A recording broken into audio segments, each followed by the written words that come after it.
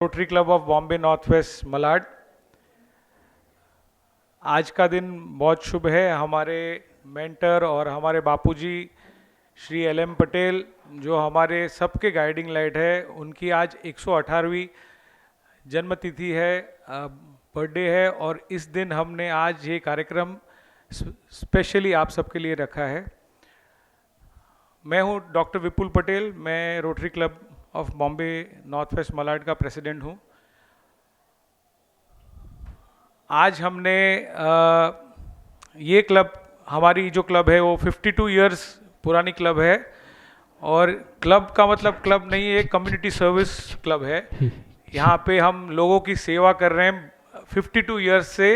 ये क्लब हमारे पिता समान श्री शरद पटेल, जो आज हमारे साथ है, इन्होंने एक क्लब स्टार्ट की थी। और 52 इयर्स 52 साल से हम नॉर्थ मुंबई की सब कम्युनिटी में जा के काम कर रहे हैं और लाखों लोगों को यहाँ से हम मदद रूप हो रहे हैं।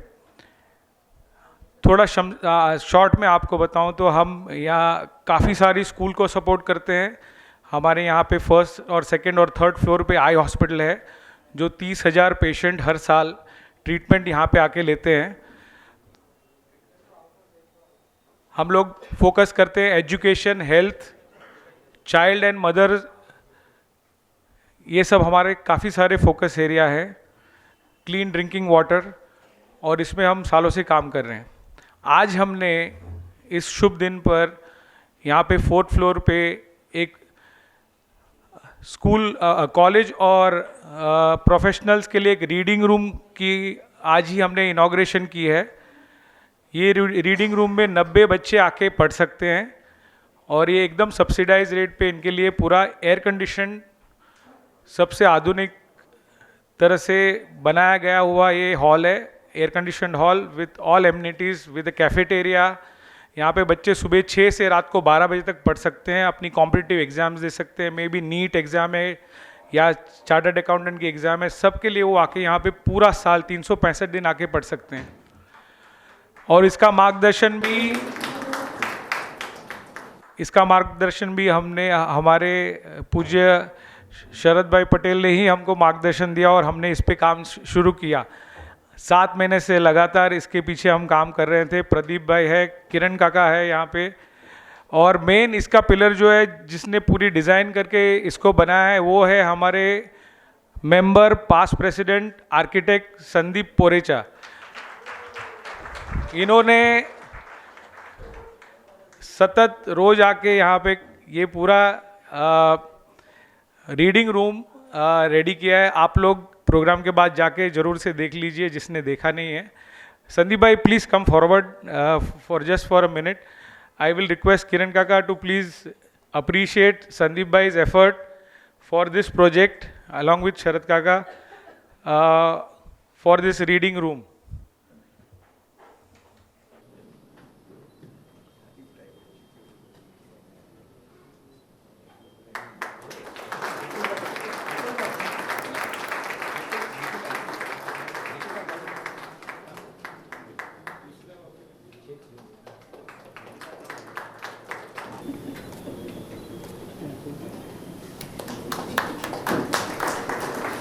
सो हमारे इस रोटरी सेंटर में आई हॉस्पिटल, पैथोलॉजी लैब, एक सब्सिडाइज दरों पर मिलने वाली स्पेक्टिकल्स की शॉप, एक नर्सिंग कॉलेज जो अभी स्किल इंडिया के अंदर आ गया है, और अभी एक लाइब्रेरी। इतना सब काम एक साथ रोज 400 से 500 लोग इसका फ़ायदा उठाएंगे। So I thank Aspi group of company and Shakilam Foundation for their generous donation of almost 50 lakhs towards this whole project this year. Without any more time, I will now hand it over to today's MOC. Please come over, sir. Sairam Dave લખ્યું છે કે હું મોંઘેરી વસ્તુ જે જાજરમાન વહેંચું છું, હું મોંઘેરી વસ્તુ જે જાજરમાન વહેંચું છું, લોકો વેચે છે ઈમાન, હું મુસ્કાન વહેંચું છું. આ મુસ્કાન વહેંચવા માટે જે ગ્રુપ જાણીતું છે એ આપણું અસ્પી ગ્રુપ, શકીલમ ફાઉન્ડેશન આદરણીય આપણા કિરણભાઈ અને શરદભાઈને વંદન.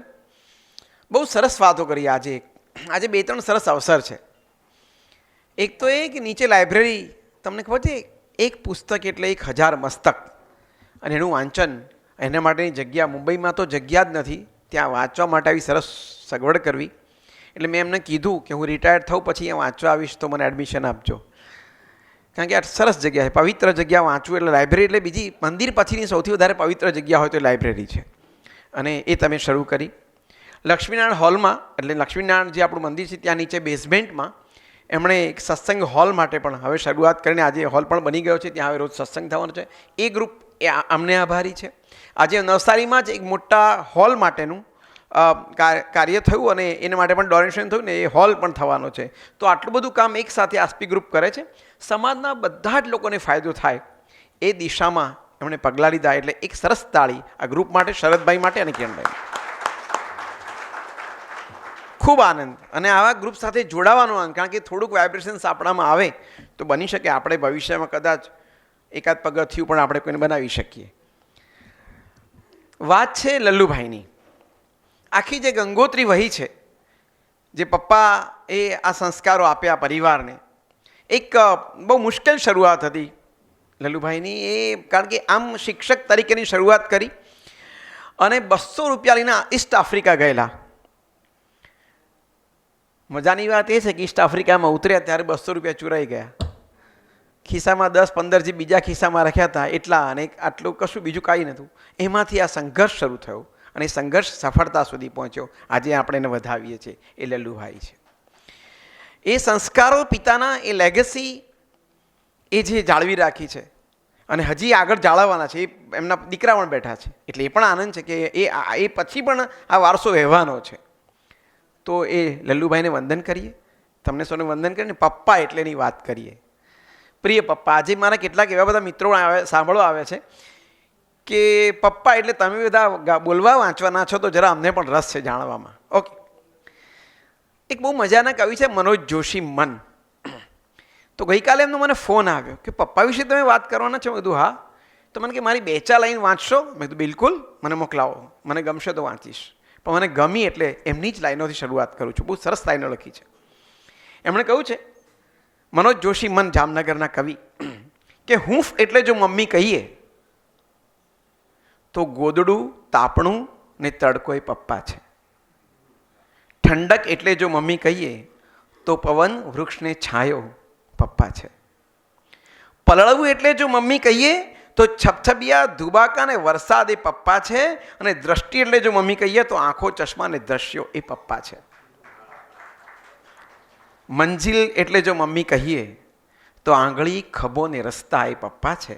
ને જિંદગી એટલે જો મમ્મી કહીએ તો શ્વાસ, ધબકાર અને આ જીવ એ પપ્પા છે. આ પપ્પા છે. એવા પપ્પાને આપણે યાદ કરીએ છીએ. પપ્પાથી શોભે છે, મારી 2 પંક્તિ યાદ આવે છે. પપ્પાથી શોભે છે ઘરની સમૃદ્ધિ. પપ્પાથી શોભે છે ઘરની સમૃદ્ધિ, ને સમૃદ્ધિ મમ્મીનું નામ છે. હાલતા ચાલતા ઘરમાં હો ઈશ્વર, તો મંદિર જવાનું શું કામ છે. આ મમ્મી પપ્પા છે, અને એ મમ્મી પપ્પાને યાદ કરવા આપણે ઊભા છીએ. શરૂઆત કરીશું એક સરસ મજાના ગીતથી, એક પ્રાર્થનાથી. મારી સાથે એવા સક્ષમ કલાકાર જોની શાહ બેઠા છે. આમ નાટકના કલાકાર છે, પણ સરસ મજાના સંગીતના કમ્પોઝિશન્સ કરે છે, પોતે સારા ગાયક પણ છે. આજે એમની શરૂઆત કરીશું. અને સૌથી પહેલાં રામનારાયણ પાઠક, જેમણે સુંદર કાવ્ય લખ્યું છે મમ્મી પપ્પા વિશે, એની શરૂઆત કરીએ. ભાઈ જોની શાહ.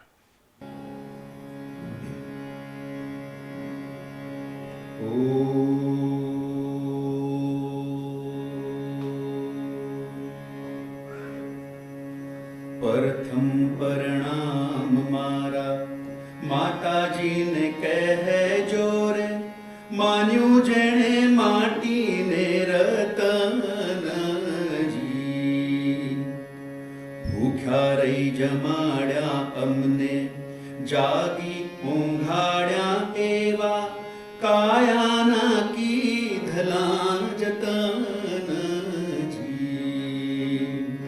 બીજા પરણામ મારા પિતાજીને કહેજો રે, ઘરથી બતાવી જેણે શેરી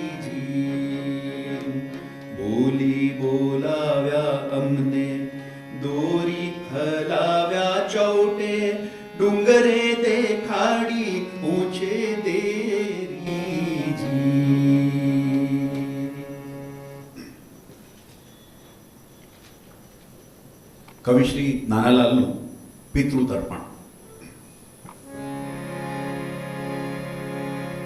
છાયા તો વડલા જેવી, ભાવ તો નદના સમ, દેવોના ધામના જેવું, હૈયું જાણે હિમાલય.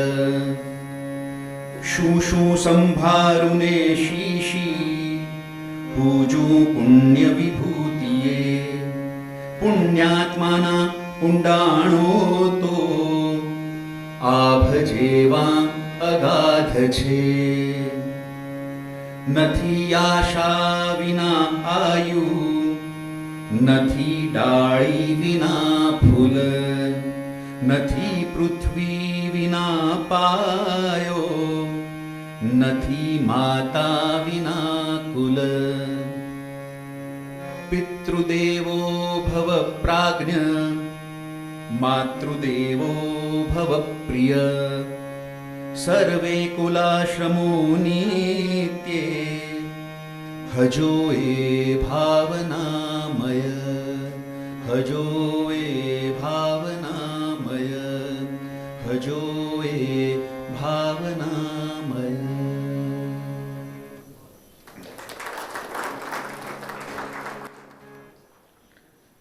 સાહિત્યમાં પિતા પુત્રની જોડીઓ, એમાંની એક આ જોડી એટલે નાનાલાલ અને દલપતરામ. દલપતરામના પુત્ર એટલે નાનાલાલ. પછી બહુ પપ્પાઓના દીકરાઓ સાહિત્યમાં પડ્યા નહીં કે આ ધંધો કરવા જેવો નથી, કારણ કે ગાડી અને વ્યવસ્થાઓ જોઈતી હોય તો આ લેખક અને કવિતામાં કંઈ બહુ થાય નહીં. અને તમે જો પપ્પાની જર્ની આપણા મનમાં પણ કેવી આમ વહેતી હોય છે, જરાક ધ્યાનથી જોશો તો સમજાશે. આપણે બહુ નાના હોઈએ ને 3, 4, 5 વર્ષના, ત્યારે પપ્પા આપણા રોલ મોડલ હોય, આપણો હીરો હોય, અને આપણને લાગે મારા પપ્પા મહાન છે, is the greatest person in the world. આ 5મા વર્ષની ફિલિંગ છે આપણી, 5-6 વર્ષના હોઈએ ત્યારે. પણ પછી એક 8-10 વર્ષના થઈએ ને, પપ્પા બહુ બોરિંગ છે યાર. 8-10 વર્ષની ફિલિંગ છે. જરાક 20-22 વર્ષના થયા, આપણે કોલેજમાં આવ્યા, અમને બધી વાતમાં વાંધા પડે છે યાર. આ 20-22 વર્ષે પછી આપણા લગ્ન થાય અને આપણે ત્યાં એક બચ્ચું આવે, 35-37 ના થઈએ પછી વિચાર આવે આપણાથી એક નથી સચવાતું, આ પપ્પાએ 3 કેમ સાચવ્યા. આ 35 વર્ષની ફિલિંગ છે. પછી 45 વર્ષે યાદ આવે, ઓહ પપ્પાની શિસ્ત કેવું પડે યાર. અમે 3 ભાઈઓ પણ એમની એક આંખ લાલ થાય, 3 લેસન કરવા બેસે, આ તો એક મારી સામે થઈ જાય છે. આ 45 વર્ષે. 50 વર્ષે આપણે એમનું જોઈએ બધું, તો આપણું સરસ ઘર હોય, સરસ સંબંધો હોય, 50 લોકો મળવા આવતા હોય, ત્યારે એમ થાય શું પપ્પાનું પ્લાનિંગ રિલેશનમાં કેટલું બેસ્ટ. અને 55 વર્ષે થાય પપ્પા ખરેખર મહાન છે. તો 5મા વર્ષે જે ફિલિંગ આવતી હતી ને, એ 55મા વર્ષે આપણે એટલું સાબિત થતાં પપ્પાને 50 વર્ષ લાગે છે બિચારાને. પપ્પાએ સાબિત કરવું પડે કે આટલું મેં કર્યું છે તમારા માટે. ઘણી વાર એવું લાગે કે મમ્મી છે ને, મમ્મી તો મમ્મી બહુ સરસ છે યાર, મમ્મી માં એ વિશે કંઈ બોલાયું જ નથી. માં એટલે ધ સુપર બેસ્ટ, બરાબર. પણ મમ્મી છે ને હંમેશા કે ઘરની જે ઉપરનો જે રંગ છે ને, આખો જે કલરફુલ દેખાય છે ને, એ માં છે. હંમેશા એવું લાગ્યું છે. પણ એ કલરની નીચે જો પ્લાસ્ટર છે ને, એ પપ્પા છે. તમે જોજો, ભેજ આવે ને તો પેલો પ્લાસ્ટરમાં આવે, રંગ પર ના આવે. એટલે દિવાલોનો કલર દેખાય છે મમ્મીનો છે, પણ દિવાલોનો જે સાચવે છે ને, એ પપ્પા છે, એ પ્લાસ્ટર છે. એટલે આપણી સંસ્કૃતિમાં પપ્પા વિશે બહુ કહેવાયું નથી. પપ્પા વિશે કોઈ ખાસ વાતો કરવાની હોતી નહીં, કારણ કે એમણે તો શું કર્યું યાર. એક વિનંતી કરું બધાને, બધા મોબાઈલ હજી સાયલેન્ટ થવાના બાકી છે, તો જરા સાયલેન્ટ કરી દેશો તો આનંદ થશે. તો હું વાત લલ્લુભાઈની પણ કરતો હતો કે લલ્લુભાઈ જે છે સાહેબ, મજાની વાત તમને કહું કે એમણે જ્યારે લગ્ન થયા ત્યારે એમણે સાસરા પાસેથી કંઈ જ માગ્યું નહીં, પણ તો ઈચ્છા કરી એમણે સામેથી કીધું કંઈક તો માગો. એ એટલા બધા ગાંધીવાદી, એટલા બધા આદર્શવાદી, એમણે શું માગ્યું ખબર? લગ્ન પછી બહુ જ આપવું હોય તો આમ તો કંઈ જોઈતું નથી, છતાં પણ આપવું હોય એક ચરખો આપો. આ ચરખો માગ્યો. આદર્શ, આ સિદ્ધાંતો ગાંધી બાપુના રોમે રોમમાં અપનાવેલા એમણે. આપણે એમની વંદના કરી રહ્યા છીએ. ત્યારે એક એવા સક્ષમ કલાકારને આમંત્રણ આપવું છે, જેને આપણે નાટકમાં ખૂબ બધા પ્રયોગમાં જોયા છે. એમના અભિનયથી આજે પણ હમણાં ડેથ વોરંટ એમનું નાટક ચાલી રહ્યું છે, પણ એ સિવાય અનેક નાટકોમાં, અનેક સિરિયલ્સમાં આપણે એમને જોયા છે. એક સજ્જન વ્યક્તિનું જે પાત્ર એમણે પોતાની રીતે ભજવ્યું છે, મજાના મિત્ર એવા સનત વ્યાસ આવે પહેલાં એમના પપ્પા ગીજુભાઈ વ્યાસ એના વિશે વાત કરવાના છે. ગીજુભાઈનું નામ આપે સાંભળ્યું હશે, પણ જે આપણું દૂરદર્શન છે આપણું, એના જે પહેલા ડિરેક્ટર એ સમયના એ ગીજુભાઈ, અને એમની વિશે વાત કરો એમના દીકરા અને એક સક્ષમ કલાકાર સનત વ્યાસને તાળીઓ જોઈએ. પ્લીઝ વેલકમ સનત વ્યાસ.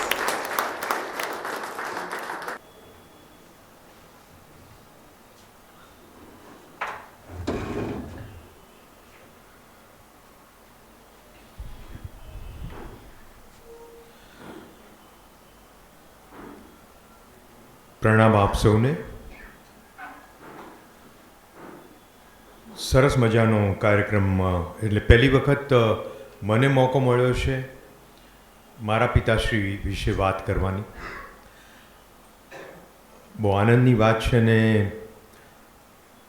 એટલું બધું કંઈ બોલવાનું મન થાય છે આજે. તેમ છતાં બહુ જ સંક્ષિપ્તમાં કંઈક લખીને આવ્યો છું. થોડું થોડું વાંચીશ, થોડું થોડું શેર કરીશું. સૌથી પહેલાં તો કદાચ એવી વ્યક્તિ છે આ બે વ્યક્તિઓ માટે મારે અને ઉદયભાઈ અને મિનલબેને બોલવાનું છે કે જે પાર્શ્વભૂમિમાં રહેલા માણસો છે, કે જેમના નામનો ઉલ્લેખ માત્ર બાકી આમ તમારી સામે આવે તો તમે ઓળખી ન શકો એવી એ વ્યક્તિઓ. એક તો મારા પિતાશ્રી ગીજભાઈ વ્યાસ અને બીજા નીનુ મજુમદાર. તમારા કાન સરવા થાય આ બે નામ સાંભળીને, પણ તમારી સામે આવે તો તમે ઓળખી ન શકો એવી આ બે વ્યક્તિ વિશેની વાત કરવાની છે. હું ન પપ્પા કહીશ, ન ભાઈ કહીશ, ન કાકા કહીશ, હું માત્ર ગીજુભાઈ કહીશ. મારી માટે એ ત્રાહિત જ હતા એમના વ્યવસાયને કારણે, એમની નોકરીને કારણે. અને બીજું કે અમારા કુટુંબમાં સૌથી મોટા હતા, એટલે બીજા બધા ભાઈ બાંડરડા એમને ગીજુભાઈ કહીને બોલાવતા, મારી મમ્મીને ભાભી કહેતા. એટલે અમારે અમે બે ભાઈ બહેનો, એટલે 3 ભાઈ બહેનો, 2 બહેનો મારી અને હું, એ ગીજુભાઈ અને ભાભી કહીને બોલાવતા. હવે બહુ ઓછા લોકો જાણે છે કે આ પદ શું છે. કે સૌથી પહેલાં ડિરેક્ટર જનરલ ઓફ દૂરદર્શન, એટલે સૌથી મોટી પદવી. હું અગેન કહું છું કે ત્રાહિત વ્યક્તિ તરીકે જ વાત કરીશ, એટલે મારામાં હું બહુ બડાશ મારું છું, કોકના વિશે એવું ન માનતા. મેં એમને એ દ્રષ્ટિએ જોયા છે જિંદગીભર, એટલે એ રીતે જ વાત કરીશ કે સૌથી મોટી પદવી આ જે ગુજરાતી મેળવે છે, જે કલા જગતનો માણસ અને પછી આ બધી વ્યવસ્થાઓમાં પડ્યો અને જઈને આટલી ઉચ્ચ પદવી સુધી પહોંચ્યો, એના વિશેની વાત છે. અને હવે બાકીના બીજા બધા નામ આવશે ને એ હું કાકા કહીશ. ધારો કે નીનુ મજુમદાર, તો મારી માટે નીનુ કાકા, કારણ કે મારા પપ્પા અને નીનુ કાકા બંને જણા આકાશવાણીમાં જોડે કામ કરતા. ઓફકોર્સ નીનુ કાકા સિનિયર હતા, મારા પપ્પા જુનિયર હતા, પણ એ વ્યવસ્થામાં હતા. આ એ પ્રોગ્રામ ડિવિઝનમાં હતા નીનુ કાકા, પણ સંબંધ ખરો એમનો. અને જોગાનું જોગ જુઓ, હમણાં મને ઉદયે યાદ કરાયું કે 2000ની સાલમાં 3જી માર્ચે નીનુ કાકાનું અવસાન થયું. અને મને બરાબર યાદ છે કે ગીજુભાઈ બબડતા હતા એ વખતે, એમની વૃદ્ધાવસ્થા હતી કે ભાઈ મારા મિત્રો જવા માંડ્યા, મજા નથી આવતી. અને 3 દિવસ પછી 6ઠી માર્ચે ગીજુભાઈ ગયા. તો આવા મિત્રો કેવા એની બધી વાત છે. તમને આઈ હોપ કે રસ પડશે એમાં. હવે ગીજુભાઈ વ્યાસ કોણ એ તમને જણાવું. એમનો જન્મ 23 એપ્રિલ 1922 દીવમાં. ભણતર ઉછેર મુંબઈમાં, થોડી નાની સંક્ષિપ્તમાં વાત કરીશ એટલે તમને લોકોને ખબર પડે એટલા માટે. મુંબઈમાં સેન્ટ ઝેવિયર્સ કોલેજમાંથી સંસ્કૃત અને ગુજરાતીમાં 1944માં સ્નાતક થયા. પત્રકાર તરીકે કારકિર્દીની શરૂઆત અને પછી ચંચી મહેતા, સીસી મહેતા, ચંદ્રવદન મહેતા એ પણ આકાશવાણી સાથે જોડાયેલા હતા. એમના કહેવાથી 4 ફેબ્રુઆરી 1946થી ટ્રાન્સમિશન એસિસ્ટન્ટ તરીકે એક નાનું પદ હોય છે આકાશવાણીમાં. હવે બધી જે કંઈ વાત થશે ઓલ ઇન્ડિયા રેડિયોની અને પછી આપણે ધીમે ધીમે જે પદ ઉપરથી રિટાયર થયા હતા દૂરદર્શને એની ઉપર જશું. તો 4 ફેબ્રુઆરી ટ્રાન્સમિશન આસિસ્ટન્ટ તરીકે આકાશવાણી કહો, આપ ઓલ ઇન્ડિયા રેડિયો કહો કે રેડિયો સ્ટેશન કહો કે AIR તરીકે ઓળખાતા વિવિધ નામ છે રેડિયો સ્ટેશનના, એમાં નોકરીની શરૂઆત કરી. મનગમતી નોકરી મળ્યાનો અને કર્યાનો આનંદ જીવન પર્યંત રહ્યો. એનું કારણ પોતે સાહિત્ય પ્રેમી, સંગીત પ્રેમી, નાટ્ય પ્રેમી, પત્રકારત્વ કરેલું એટલે રાજકારણ માટે થોડો લગાવ. સરકારી નોકરી એટલે બદલીઓ થયા કરે ગુજરાતભરમાં, ભારતના અમુક રાજ્યોમાં, અને સાથે પદવીની એટલે કે પ્રમોશન્સ મળતા જાય. જેને ટૂંકમાં જાણી લઈએ તો 1948માં પ્રોગ્રામ એસિસ્ટન્ટ સુપરવાઇઝર તરીકે મુંબઈમાં, પ્રોગ્રામ એક્ઝિક્યુટિવ રૂપે 1948થી 1955 દરમિયાન વડોદરા અને મુંબઈમાં, 1955થી એસિસ્ટન્ટ સ્ટેશન ડિરેક્ટર તરીકે નિમાયા પટણામાં, અને આ બધા વર્ષો પછી એમનો સુવર્ણકાળ જે રહ્યો એ 1959થી 1962 રાજકોટ આકાશવાણીમાં. ત્યાં એસિસ્ટન્ટ સ્ટેશન ડિરેક્ટર તરીકે એમની નિમણૂક થયેલી અને 1962થી લઈને 67 સુધી અમદાવાદ સ્ટેશન ડિરેક્ટરની પદવી મળેલી. આ બઢતીઓ થતી જાય છે, ટેકનિકલ નામ છે આ બધા. પણ એક ગુજરાતી, હું કહું છું again end time and again I tell you કે હું ત્રાહિત વ્યક્તિ તરીકે જ એમની વાત કરીશ. હું એમનો દીકરો છું, હું ભૂલી ગયો છું. એટલે એમની જે કંઈ કારકિર્દીમાં ઉન્નતિ થઈ, પદવીઓ વધારતી ગયા અને છેક આજ સુધી પહોંચ્યા એ વિશેની વાત છે. સ્ટેશન ડિરેક્ટરની પદવી મળી અને એ જ અધિકારી તરીકે 1967થી 1969 ભુજ, 1969થી લઈને 1973 સુધી જલંધર પંજાબમાં અને પાછા મુંબઈ આકાશવાણીમાં બદલી થઈ. પણ હવે ડેપ્યુટી ડિરેક્ટર જનરલ તરીકે નિમાયા, જે ઉચ્ચતમ જે ડિગ્રી એટલે પદ હતું એનાથી એક પદ નીચું એ ગણાતું પદ. પણ આકાશવાણીને બદલે હવે એમને વ્યાપાર એટલે કે કમર્શિયલ વિભાગ શરૂ થયેલો. વિવિધ ભારતી ઉપર જે આપણે એડવર્ટિઝમેન્ટ સાંભળીએ છીએ એનું સેલ્સનો જે વિભાગ હોય છે એ જવાબદારી એમને સોંપવામાં આવેલી. એક પ્રોગ્રામનો માણસ, કાર્યક્રમનો માણસ. ક્યાં ક્યાં એક, હું તો અગેન કહું છું કે એક પોતાનું પેટીયું રળવા માટે ક્યાં ક્યાં કામ કરતો હોય છે. હું તો એ દ્રષ્ટિએ જોઉં છું કે પ્રોગ્રામનો માણસ હતો બિચારો.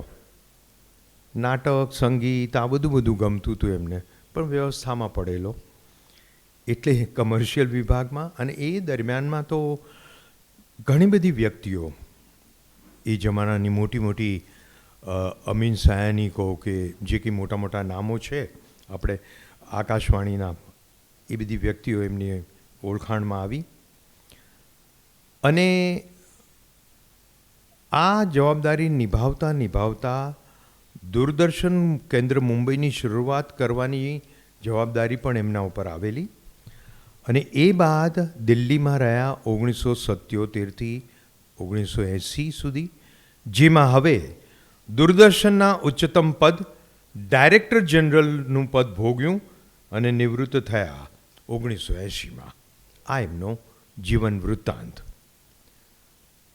હવે આ દરમિયાન આ માણસે કર્યું શું એ આપણે જાણી લઈએ. તો પરદેશ ગમન પણ એમના થયેલા આ નોકરી દરમિયાન. 1966માં એશિયા પેસિફિક બ્રોડકાસ્ટિંગ યુનિયનની મિટિંગ માટે ટોક્યો, જાપાનમાં હાજરી આપેલી 15 દિવસ. આ બધું એટલા માટે કહું છું કે આગળ મારા જીવનમાં શું થયું હતું એ પણ તમને એ વાત કરીશ પછીથી.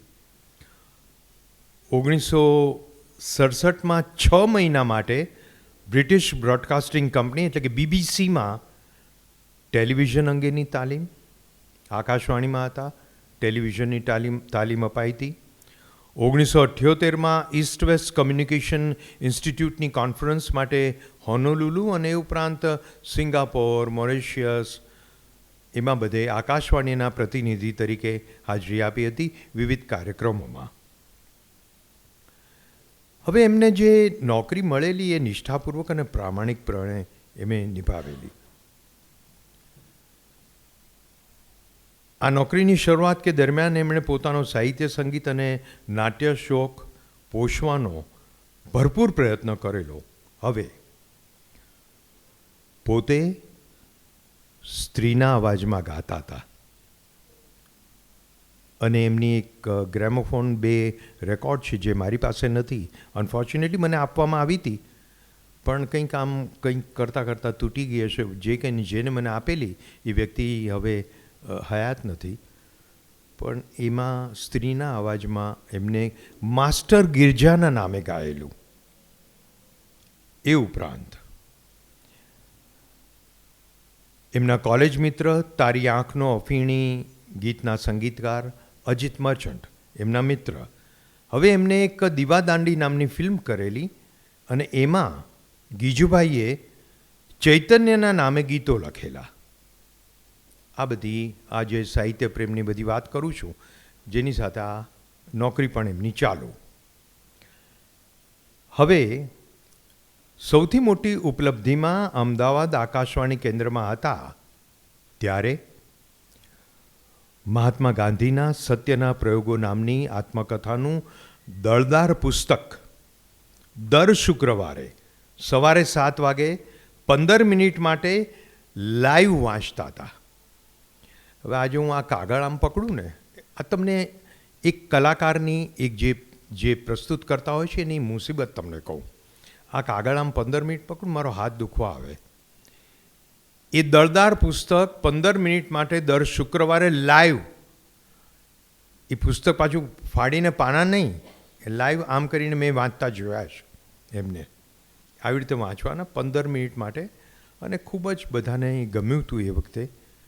અને મને લાગે ત્યાં સુધી યાદ મને બરાબર નથી, પણ 69માં શતાબ્દી વર્ષ આવેલું ગાંધીજીનું, ત્યાં સુધી એમને આ વાંચેલું લાઈવ.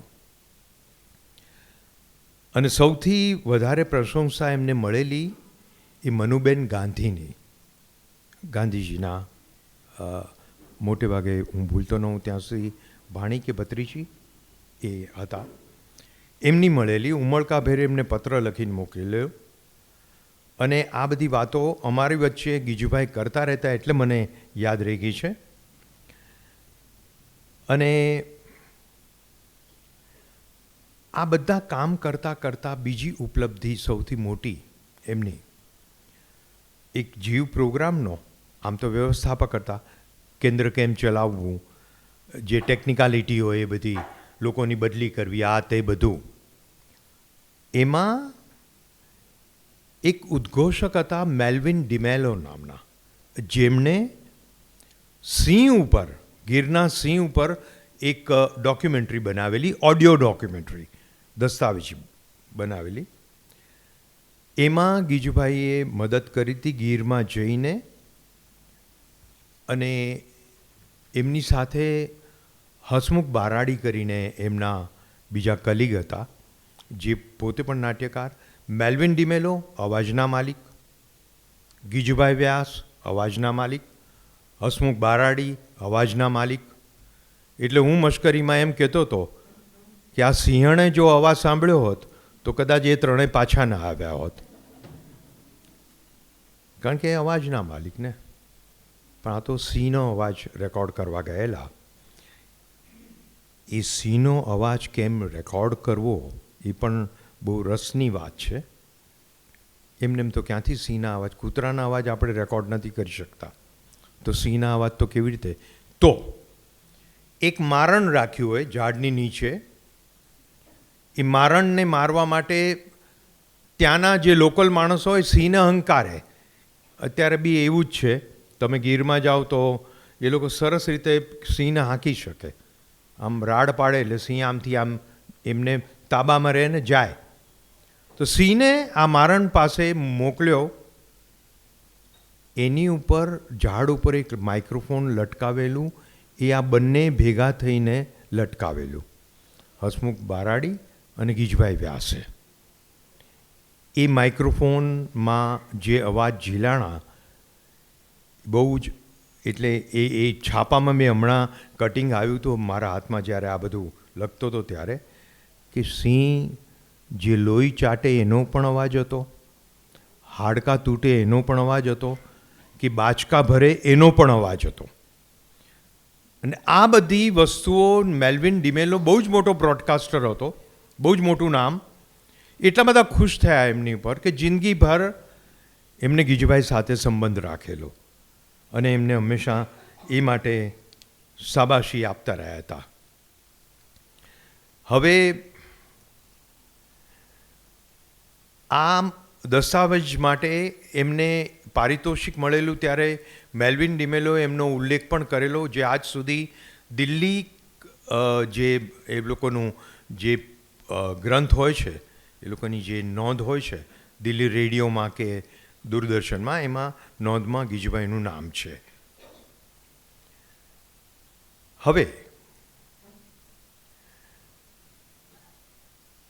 એક આ કારકિર્દી દરમિયાન એમને કઈ કઈ મુશ્કેલીઓ પડી હતી એની એક નાની વાત, અને બહુ જ અગત્યની વાત છે, બહુ રસની વાત છે.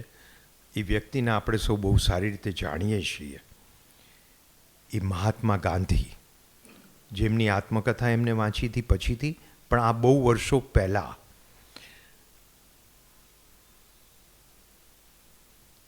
જ્યારે રેડિયો મુંબઈમાં તેઓ કામ કરતા હતા ત્યારે અમુક સમાચારો લોકો સુધી પહોંચાડવા માટે સ્ક્રુટિનાઇઝ કરવા બહુ જરૂરી હોય છે. એટલે આજે કોઈ મરી ગયું હોય તેના સમાચાર આપતા પહેલાં 2-4 વાર વિચાર કરવો પડે. ટેલિપ્રિન્ટર ઉપર, ટેલિપ્રિન્ટર એ વખતે ચાલતા હતા, એની ઉપર એક સમાચાર આવ્યા કે ગાંધીની હત્યા થઈ છે,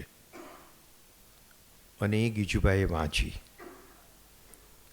એમને એમના એ વખતના જે બોસ હતા એમને પૂછ્યું કે આ રીતના સમાચાર આવ્યા છે, શું કરું? તો કે કાર્યક્રમ રોકો ને સમાચાર તમે રિલે કરો.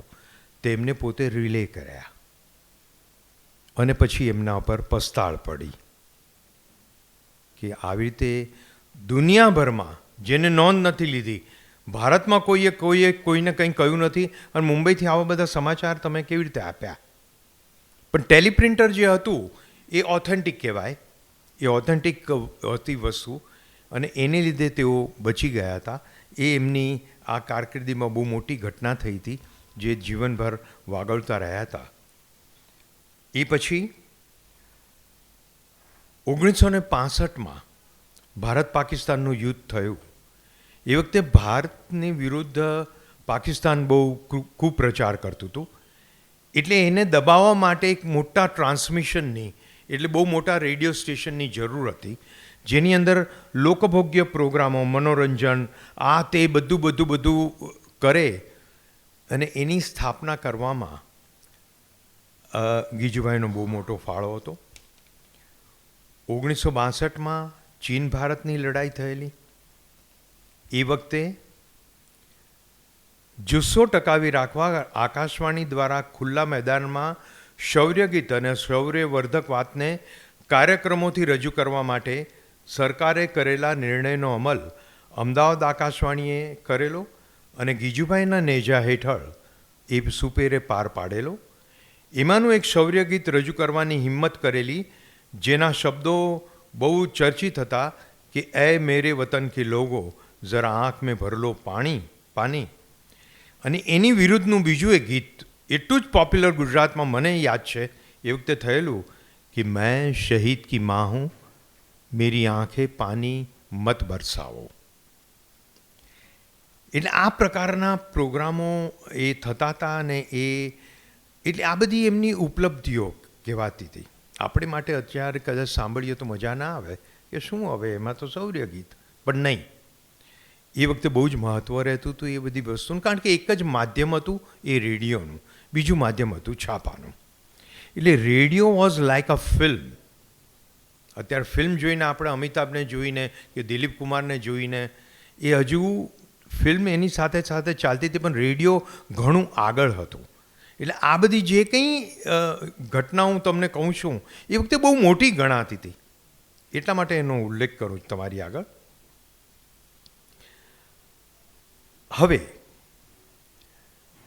આકાશવાણીમાં આ બધી તો વાતો થઈ, પણ હવે જે તે સ્ટેશનમાં એમની બદલીઓ થયા કરે, ત્યાંના સ્થાનિક માણસોની ટેલેન્ટને પકડી એમને લાવી માઇક્રોફોનથી અવગત કરાવવાના. એ જમાનામાં આજે તો માઇક્રોફોન પર હું બોલી શકું છું, આપણે બધા બોલી શકીએ છીએ, આપણો વિડીયો લઈ શકીએ છીએ, આપણે રીલ્સ બનાવીએ છીએ. એ વખતે એવું બધું નહોતું.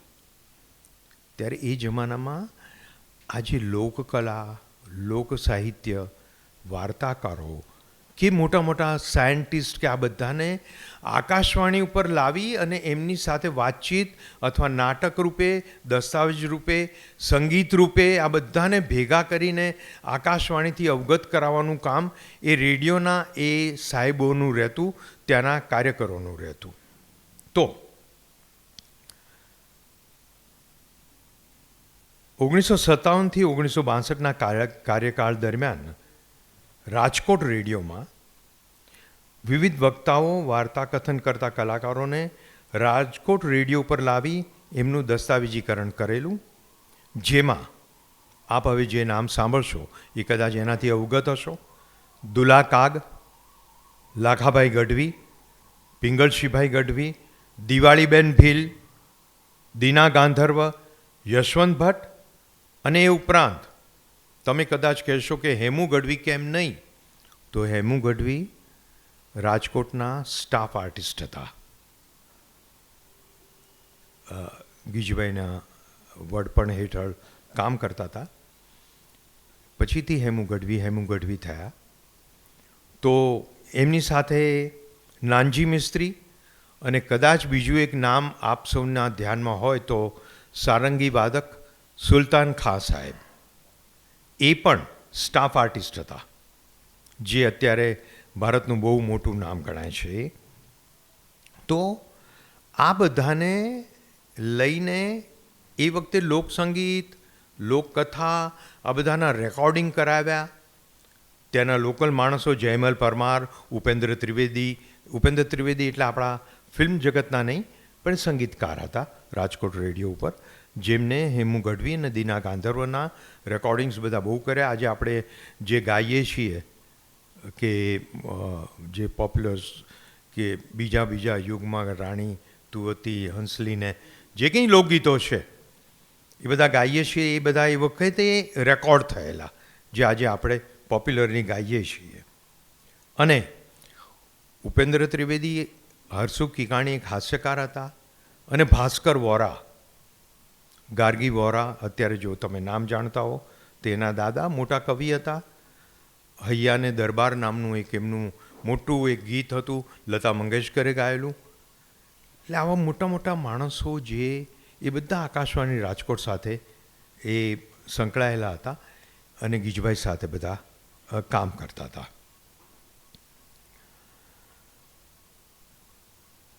આ બધા સરકારી નોકરોને કદાચ આંતરિક અન્યાય થતો રહે એ સ્વાભાવિક છે.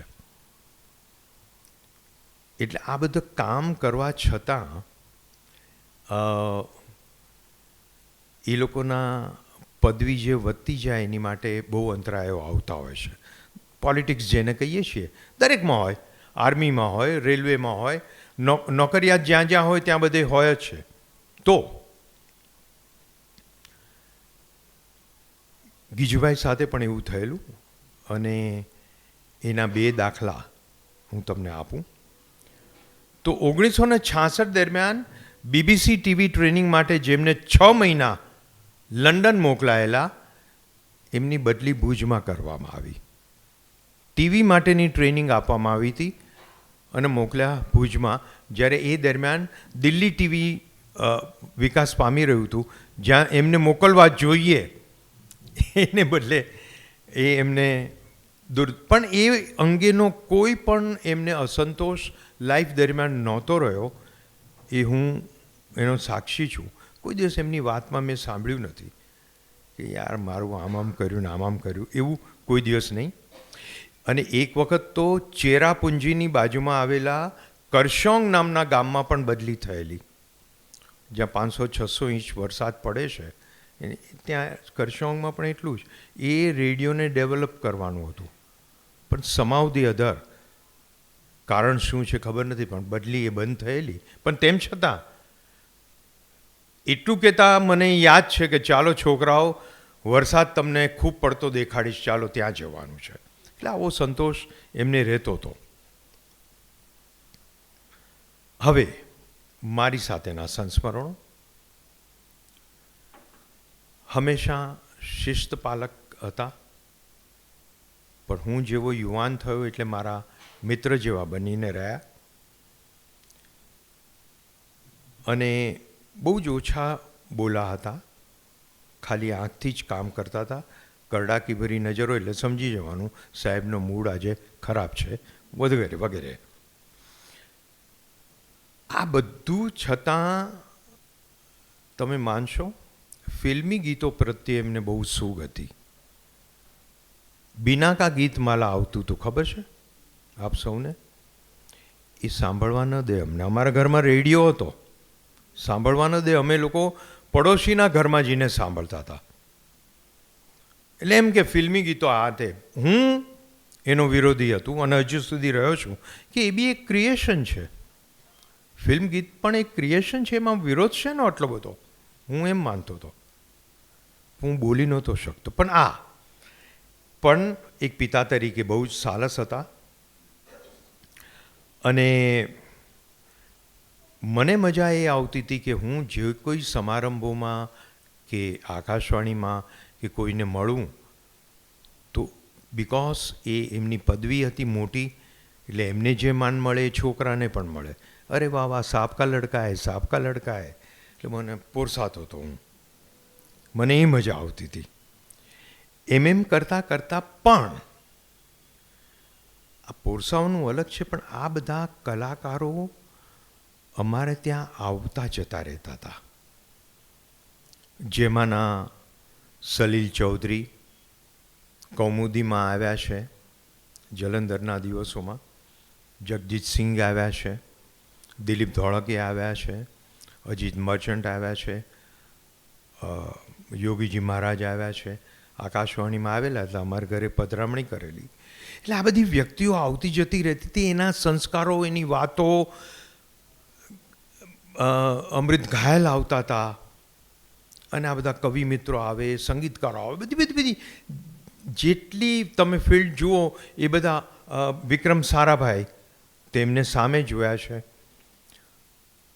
રમતગમતમાં એમને રસ હતો, એટલે મને આંગળી પકડીને જ્યાં કોમેન્ટ્રીઓ થતી સ્ટેડિયમોમાં ત્યારે લઈ જતા. ત્યારે વેસ્ટ ઇન્ડિઝના કલાકારો ક્રિકેટરો સાથે ઓળખાણ કરાવેલી. વેસ્લી હોલ, ગ્રિફિથ નામનો એક બોલર હતો કે જેને નરીમન કોન્ટ્રાક્ટરનું માથું ભાંગી ગયેલું. એટલે આ બધાના આમ સામેથી પાસેથી જોવાનો અવસર મળ્યો. એ all because of that name is Gijubhai. બાકી તો આપણે બધી વાત અત્યારે જેમ તમે સાંભળો છો એવી રીતે મેં પણ સાંભળ્યો હતો, પણ આ બધાનો સાક્ષી રહ્યો છું.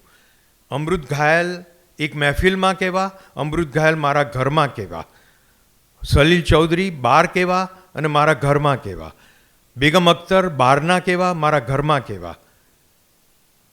એ જોયા છે. બેગમ અખ્તરની એક આછળથી વાત કરું, એ સિગરેટ પીતા, અને સ્ટ્રોંગેસ્ટ સિગરેટ 4 મીનાર નામની. એ પીવે નહીં તો એ ગાઈ ન શકે. ના, ખરી વાત છે, કોઈ જૂનાને પૂછી શકો તમે. એ તલપ લાગેલી એમને, અને દોડી થઈ ગઈ. અવડી મોટી આર્ટિસ્ટને જો સિગરેટ નહીં મળે, પ્રોગ્રામ બગડશે. ને પ્રોગ્રામ લાઈવ હતો બહારના મેદાનોમાં, રાજકોટમાં. તો એક એન્જિનિયર પાસેથી એ સિગરેટ મળી. એ એન્જિનિયરનું નામ પણ હજુ મને યાદ છે, સબનીસ સાહેબ. એ સબનીસ સાહેબે મને આપી અને મેં એમના હાથમાં આપી. એટલે એમ નથી કહેતો કે હું સિગરેટ ત્યારથી પીતો થયો, હું પીતો હતો એની વાત પછીથી કરી આપ. પણ આ બધાના મૂડ કેવા, આ બધાને પાસેથી જોયા, આ બધાને એ બધા સંસ્કારો પડ્યા, એને લીધે આજે હું તમારી સામે ઊભો છું બોલવા માટે. તો આજે પણ હું ક્યાંક કશેક નોકરી કરતો હોત અને કંઈક તમારી સામે ન રહ્યો હોત. હવે વાત બીજી એ કરવાની કે એટલા શિસ્તમાં માનતા હતા કે એમના હોદ્દાનો એમના સંતાનોને આગળ કરવામાં ક્યાંય ઉપયોગ એમણે નથી કર્યો.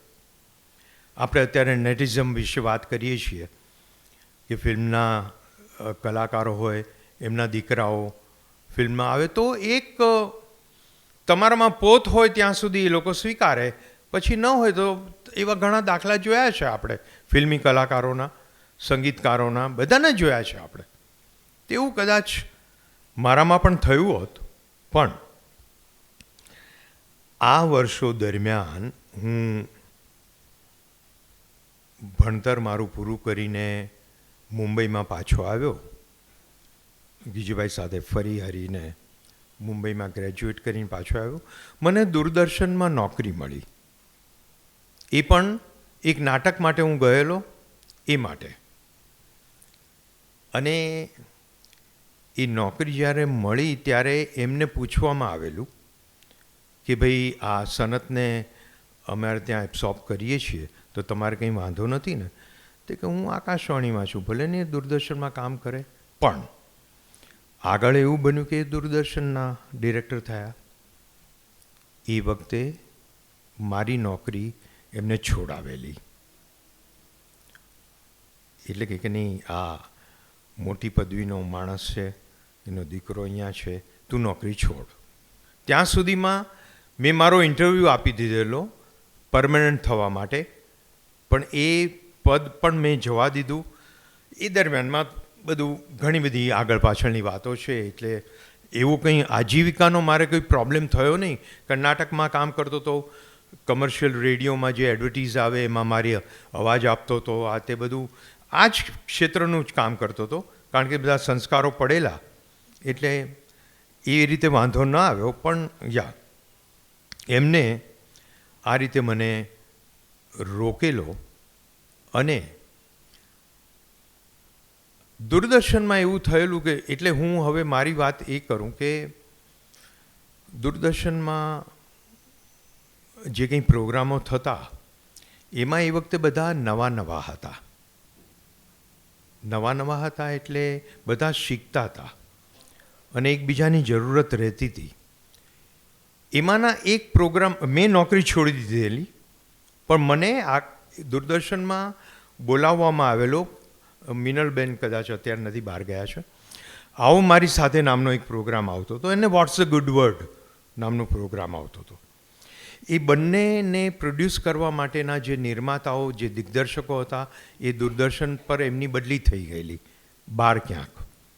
એટલે મને લગભગ 1980માં મેં નોકરી છોડેલી અને 83 સુધી એમને કોન્ટ્રાક્ટ ઉપર મને બોલાવેલો.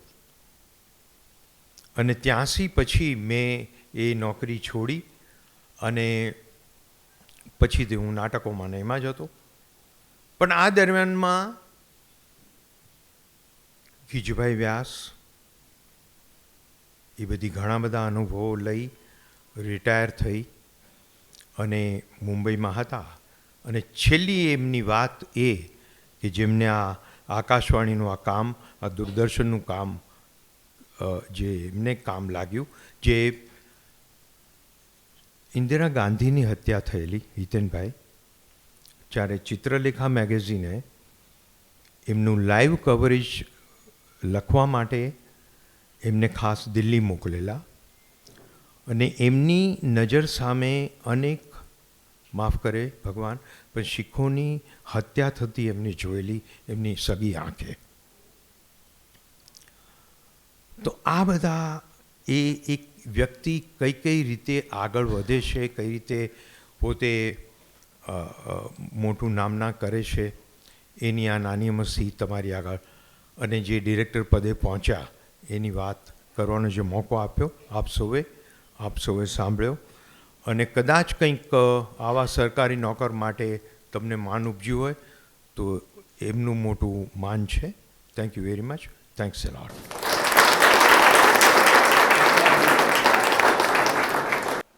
પપ્પાની બીજી ખાસિયત એ હોય છે, બહુ સરસ વાતો કરી હમણાં ગીજુભાઈ વિશે, સિંહના અવાજો રેકોર્ડ કર્યા. ને એક ભાઈ છે ને વાઘ પાળવાનો શોખ હતો, સિંહ પરથી યાદ આવ્યું. એ કે મારે ગમે ત્યારે એમાં વાઘ તો પાળવો જ છે કે સિંહ પાળવો જ છે, એમ બસ બહુ શોખ. પછી મને 2-3 વર્ષ પછી મળ્યા, બધું પાળ્યો કે નહીં વાઘ? મને કે ના. મેં કીધું કેમ? કે પછી હું પરણી ગયો. એટલે આ સિંહના અવાજો રેકોર્ડ કરી, કેટલી સરસ વાત. અથવા પપ્પાએ નોકરી છોડાવી દીધી દૂરદર્શન પરથી, કારણ કે આ એક જ ડિપાર્ટમેન્ટમાં 2 હોઈએ અને કોઈ આંગળી ચીંધે એ નહીં ચાલે. આ જૂના જમાનાના લોકોની આ મજા, એકદમ શિસ્તપ્રિય અને આદર્શ વરેલા લોકો. હવે એવા જ આદર્શવાદીને એક બહુ મોટા સંગીતકાર નામે નીનુ મઝુમદારનું આપણે નામ સાંભળ્યું છે. બહુ મોટું નામ છે આપણા સંગીતમાં. અને એમના સંતાનોએ એટલી બધી પ્રગતિ કરી છે કે જો રાજુલબેનનું નામ, સોનલબેનનું નામ લઈએ તો સોનલબેન તો બહુ મોટા લેખિકા, એ આપ જાણો છો એમને, નારીવાદી લેખિકા, સુંદર. બીજા એમના મિનલબેન, આ મિનલબેન તો એટલા મોટા ગજા કલાકાર કે કેટલા બધા નાટકોમાં અને ટીવી સિરિયલ્સમાં એમણે કામ કર્યું છે. એમના પુત્ર ઉદય મઝુમદાર એ પણ મોટા સંગીતકાર અને ગાયક. તો નીનુભાઈના બધા સંતાનો ખૂબ બધા એમના ક્ષેત્રોમાં આગળ વધ્યા છે. અને આપણું સદભાગ્ય છે કે આજે મિનલબેન અને ઉદયભાઈ અહીંયા હાજર છે. પહેલાં એમને સ્ટેજ ઉપર પણ વિનંતી કરું છું, મિનલબેન આવો. આ પપ્પાઓ છે ને બહુ તુરંત, એ લોકો ઉદયભાઈ આવે, ઉદયભાઈ પછી આવશે કે સાથે જ આવશે? આવે છે ને? હા. આ પપ્પાઓનો બહુ દૂરંદેશી હોય છે, તમે જોજો. હું તમને મારા પપ્પાને એક નાનો કિસ્સો કહું છું, એના પરથી ખબર પડશે, હજી ઉદયભાઈ આવે ત્યાં સુધીમાં. એવું છે કે અમે વિજયનગરમાં રહેતા અને એ ગામ એટલું નાનું હતું. હું જ્યારે ભણતો પહેલા ધોરણમાં, એ ગામમાં આખા દિવસમાં એક બસ આવતી, 3-4 દુકાનો હતી અને બીજું કાંઈ નહોતું. 7-8, 15, 20, 25 ઘર હતા અને બીજું કાંઈ નહોતું. એક મારી ખોબા જેવડી સ્કૂલ હતી. રોજ રાતે હું અમારા ક્વાર્ટર, બેસો ને, રોજ રાતે હું અમારા ક્વાર્ટર્સમાં અમે રહેતા, ત્યાંથી એક પુલ પસાર કરીને હું દૂધ લેવા જતો. મમ્મી કહેતી જા દૂધ લઈ આવ, અને એક બેનના ઘરે દૂધ લેવા જવાનું. સાંજે સ્કૂલથી આવું, નાસ્તો કરું, દૂધ લેવા જવું, દૂધ લઈને આવતા મને 15-17 મિનિટ થાય. પેલો નદીનો ક્રોસ કરીને જવાનું, લઈને પાછા આવવાનું. પણ પપ્પા દૂરંદેશી હોય છે. એકવાર પપ્પાએ મારા હાથમાંથી એક કેન લઈ લીધું. મને કે આજે તું નહીં જા, આજે હું જઈશ. મેં કીધું કેમ પપ્પા? હું રોજ જ જાઉં છું. બહુ નાનો હતો હું, 2-3માં જ હતો. પણ કે નહીં, આજે હું જઈશ. એ ગયા.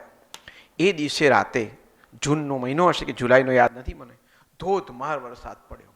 એટલો બધો વરસાદ પડ્યો કે ગામમાંથી લાઇટો જતી રહી અને વચ્ચેનો પુલ તૂટી ગયો.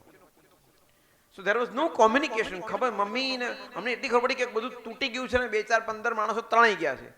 એટલે આખી રાત હું ને મમ્મી એટલું રડ્યા છે કે હા તારા પપ્પાનું શું થયું હશે, શું થયું હશે. મને રાતે ઊંઘ ના આવે, મમ્મીને ઊંઘ ના આવે. અમે 2 જ જણા ઘરમાં, અને ઘનઘોર રાત, જબરદસ્ત વરસાદ. સવાર પડી, હજી કીધું પુલ રિપેર થયો નથી, કોઈ આવી નહીં શકે, નદીમાં ભયંકર પૂર આવ્યું છે. અને અમને એટલી ધકધક થાય કે હા પપ્પાને કંઈ નહીં થયું, અને પપ્પાને તો કંઈ નહીં થયું. ને સવારે 10 વાગે જ્યારે પપ્પા આવ્યા ત્યારે મેં વળગીને એટલું રડ્યું. ત્યારે પપ્પા બોલ્યા કે બેટા એ તો આજે વરસાદ આવવાનો હતો એટલે તારા બદલે હું જઈ આવ્યો. આ પપ્પા છે જેને ખબર પડે છે કે મારા દીકરાને મારે કેમ બચાવ. આ પપ્પા આપણે સંસારમાં પણ આમ જ બચાવતા છે પપ્પા. તો સૌના પપ્પાના આવા પ્રસંગો હોય છે, એવું નથી, મારા બધાના પ્રસંગો હોય છે આવા એક. આવો આપણે હવે મિનલબેન અને ઉદયભાઈ પાસેથી એમની વાતો જાણીએ. અને નીનુ મઝુમદાર બહુ મોટા સ્વરકાર, બહુ મોટા કવિ, અને રેડિયો પર બી એ તો મોટા ડાયરેક્ટર રહી ચૂક્યા છે. આપણે મિનલબેન અને ઉદયભાઈને વિનંતી કરીએ કે પપ્પા વિશેની વાત કરે, એકાદ ગીત ગાઈને શરૂ કરો તો એમ કરે, પણ જેમ એમને યોગ્ય લાગે એમ શરૂ કરશે. સાંભળીએ નીનુ મઝુમદાર વિશે, મિનલ પટેલ અને ઉદય મઝુમદાર.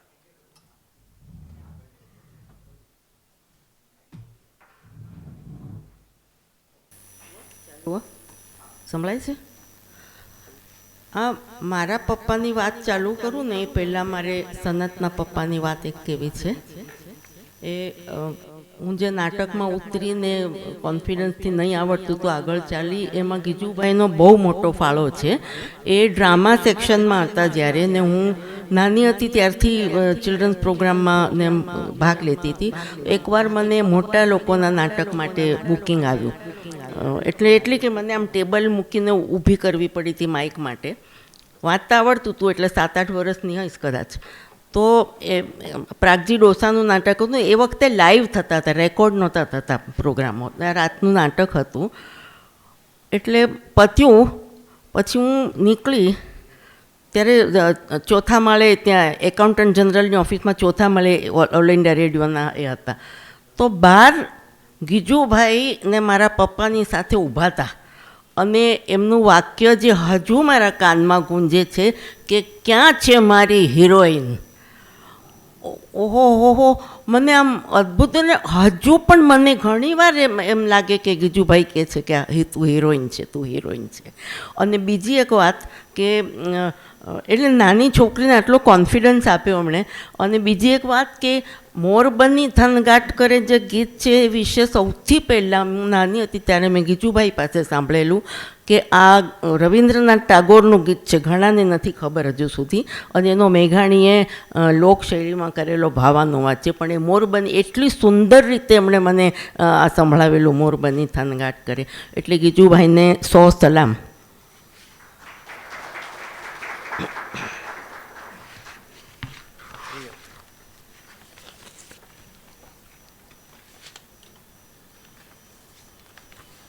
નાનો ભાઈ હોવાના ફાયદાઓ છે બહુ.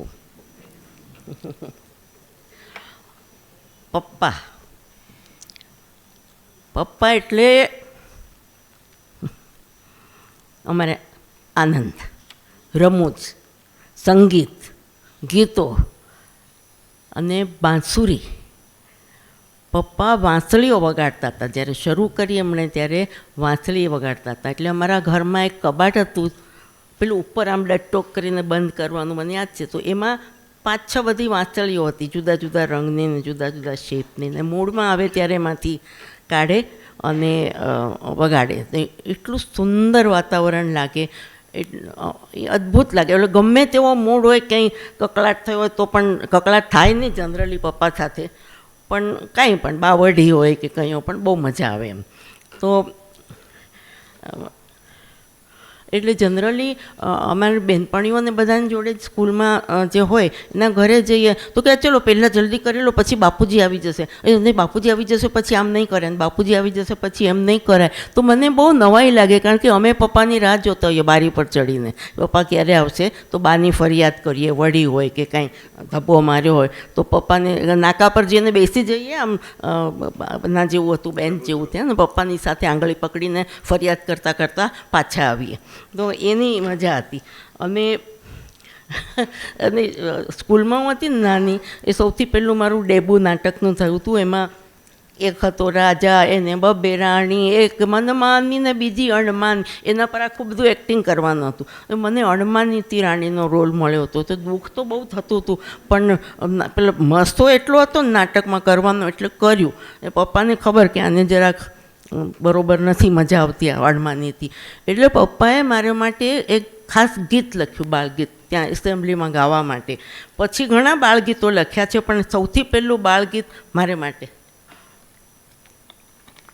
કે ચાલી છૂક છૂક છૂક આગ ગાડી. ત્યારે પેલા આગ ગાડીઓ હતી કે આપણે જઈએ તો બધું કાળું કાળું થઈ જાય ને નાકમાંથી ગુંગા પણ કાળા નીકળે, ઘરે જઈને નાહવું પડે પછી. તો એ ચાલી છૂક છૂક છૂક આગ ગાડી, કદી સીધી ને કદી આડી, ચાલી છૂક છૂક છૂક આગ ગાડી.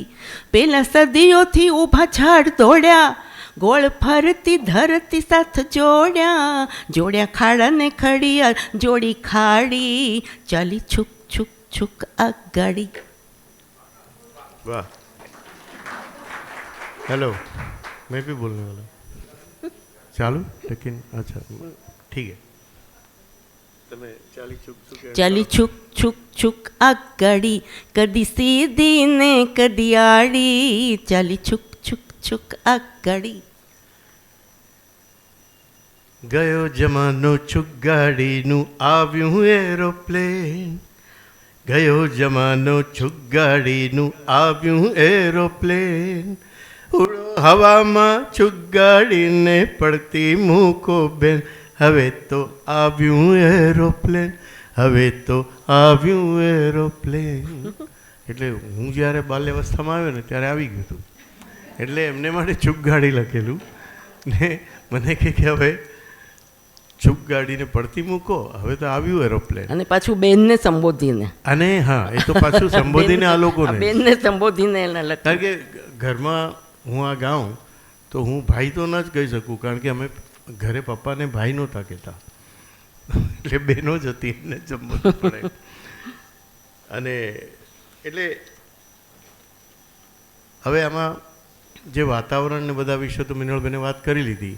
અમે લોકો છે ને ક્રોનોલોજીકલી નહીં જઈએ, આગળ પાછળ ગમે ત્યાંથી, એમ નહીં કે અહીંયા આમ થયું પછી આમ પછી આમ, એમ નથી. તમને ખબર પડી જશે કે અમે રિવર્સમાં ગયા કે ફોરવર્ડમાં ગયા. પણ anyway fact of the matter is કે મને આ રીતે 3 મોટી બહેનો, એક રાજુલ મહેતા, એ બહુ જ સુંદર ગાયિકા હતા, અને સોનલ શુક્લા જે એક એજ્યુકેશનિસ્ટ હતા, અને નારીવાદી પણ.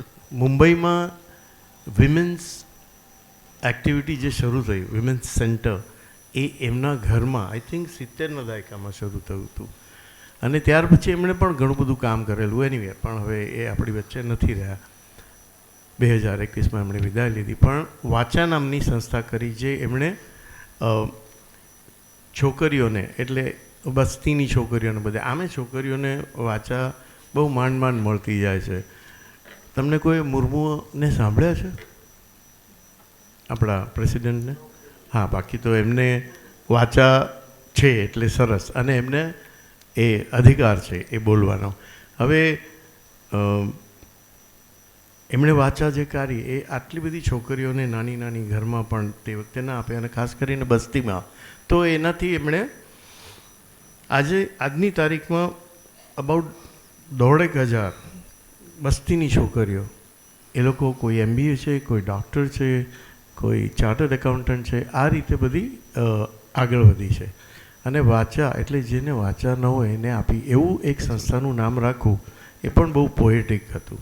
એટલે પાછી પોએટની તો દીકરી હતી જ, કવિ શ્રી નીનુ મઝુમદારની. અને મારે એવું જ વાતાવરણ હતું, એટલે આ એક વાત નહોતી એ કહી દીધી. ત્રીજી બેનની વાત, અને ત્રીજી બેન તો મારી સાથે હાજર છે, પોતાની જ વાત કરશે. આ તો મારે so Minal Patel is the third of my sister. હવે એકવાર આ જ નાનપણની વાત, ઘરે પપ્પાએ છે ને, તમે જયમાલાની વાત કરી, જયમાલા નામનો કાર્યક્રમ જે સૈનિકો માટે શરૂ કર્યો હતો, એમણે જ શરૂ કર્યો. એ પપ્પાએ ચાલુ કરેલો, ઓલ ઇન્ડિયા રેડિયો પર હતા ત્યારે. All India radio Vividh Bharati. Vividh Bharati also you was taking care. રેડિયોમાં એમણે ગુજરાતી કરતાં વધારે હિન્દીનું કામ કર્યું છે.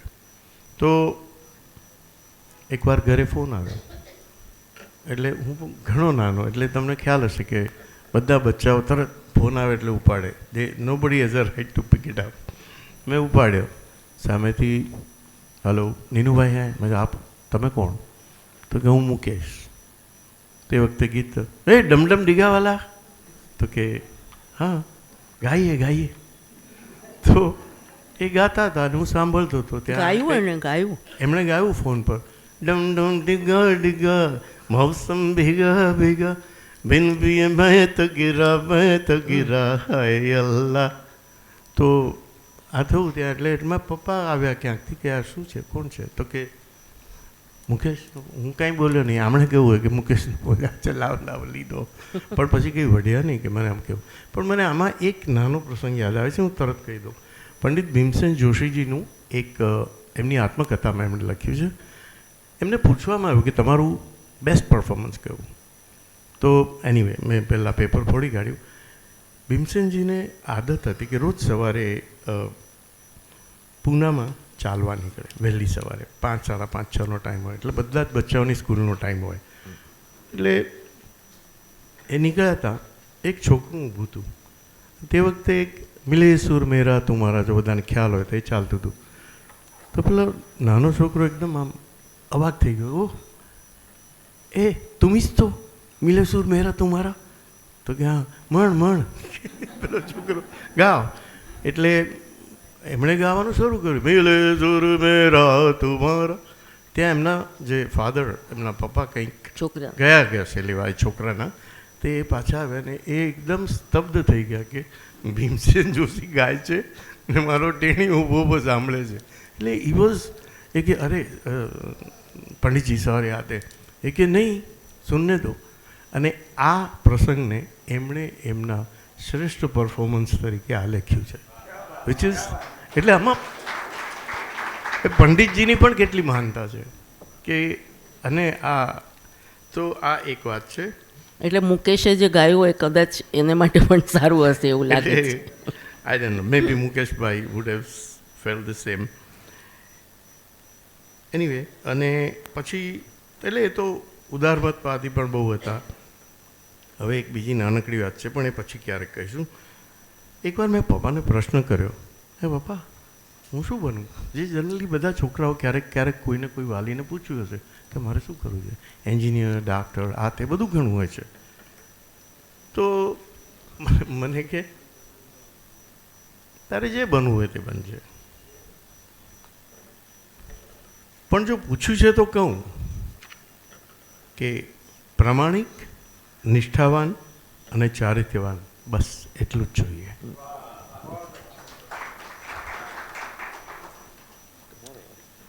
હવે અમે લોકોની એક મારે ખાસ વાત કેવી છે કે એક જ માણસના ઘરમાં દરેક જણા પોતપોતાના ક્ષેત્રમાં ખીલ્યા. કૌમુદીબેન સંગીતમાં, રાજુલબેન સંગીતમાં, સોનલબેન એમના આ ક્ષેત્રમાં, હું નાટકમાં, ઉદય મ્યુઝિકમાં. તો એ ઘરનો જે મોભી હોય એનો મોટો ફાળો એમાં હશે. એટલું મુક્ત વાતાવરણ એણે અમને આપ્યું છે. અને કોઈ દિવસ તમને ઘરમાં નિયમો નથી સંભળાવ્યા કે આમ કરવાનું અને તું છોકરી છે એટલે તારે આ ન કરાય એવું અમે કોઈ દિવસ સાંભળ્યું જ નથી ઘરમાં. એણે જે કરવું એને ઘણીવાર અમે પૂછ્યું ને, પપ્પા આમ કરવું, અહીંયા જાઉં, કચ્છ સ્કૂલમાંથી જવાનું હોય, ફ્રેન્ડ જતા હોય કે કંઈ કરવું હોય તો, એટલે આમ જુએ સામે, પછી આમ જરાક હસે ને પછી એમ કે તને યોગ્ય લાગે તેમ કર. એટલે ત્યારે બહુ ગુસ્સો આવે કે કોઈ હા કે ના પાડી દે તો સહેલું પડી જાય ને. પણ પછી મને સમજ પડી મોટી ત્યારે કે મને એણે પોતાના નિર્ણય લેતા શીખવ્યું ને એ નિર્ણય માટે જવાબદાર બનતા શીખવ્યું. એ હું પછી સમજી એમની વાત. અને બીજું કે મારું નામ, મારા પપ્પાનું નામ નિરંજન હતું. ખાસ એ મારે ખાસ કહેવું છે, એમનું સાચું નામ નિરંજન હતું, જે તખલ્લુસ તરીકે એમની ગઝલોમાં, કોઈ વાર ગીતોમાં ને એમ આવે છે. નીનું એમના ઘરનું નામ હતું. હવે ચંચી મહેતા મોટા આપણા જે લેખક, એ પણ વડોદરાના ને પપ્પા પણ વડોદરામાં જ મોટા થયા હતા. તો ચંચીને એમના ઘર સાથે બહુ સંબંધ સારો, એટલે આ પપ્પાને નીનું તરીકે જ ઓળખે. પછી ચંચી અહીંયા ઓલ ઇન્ડિયા રેડિયો પર આવ્યા મોટા, અને પછી પપ્પા અહીંયા આવ્યા સ્ટ્રગલ કરવાને. એટલે ચંચીએ એમને પહેલો કોન્ટ્રાક્ટ આપ્યો મ્યુઝિક માટે. તો એમને કોન્ટ્રાક્ટમાં નામ લખવાનું હતું, તેમને યાદ જ ના આવે, એટલે એણે નીનુ મઝુમદાર લખ્યું ચંચીએ.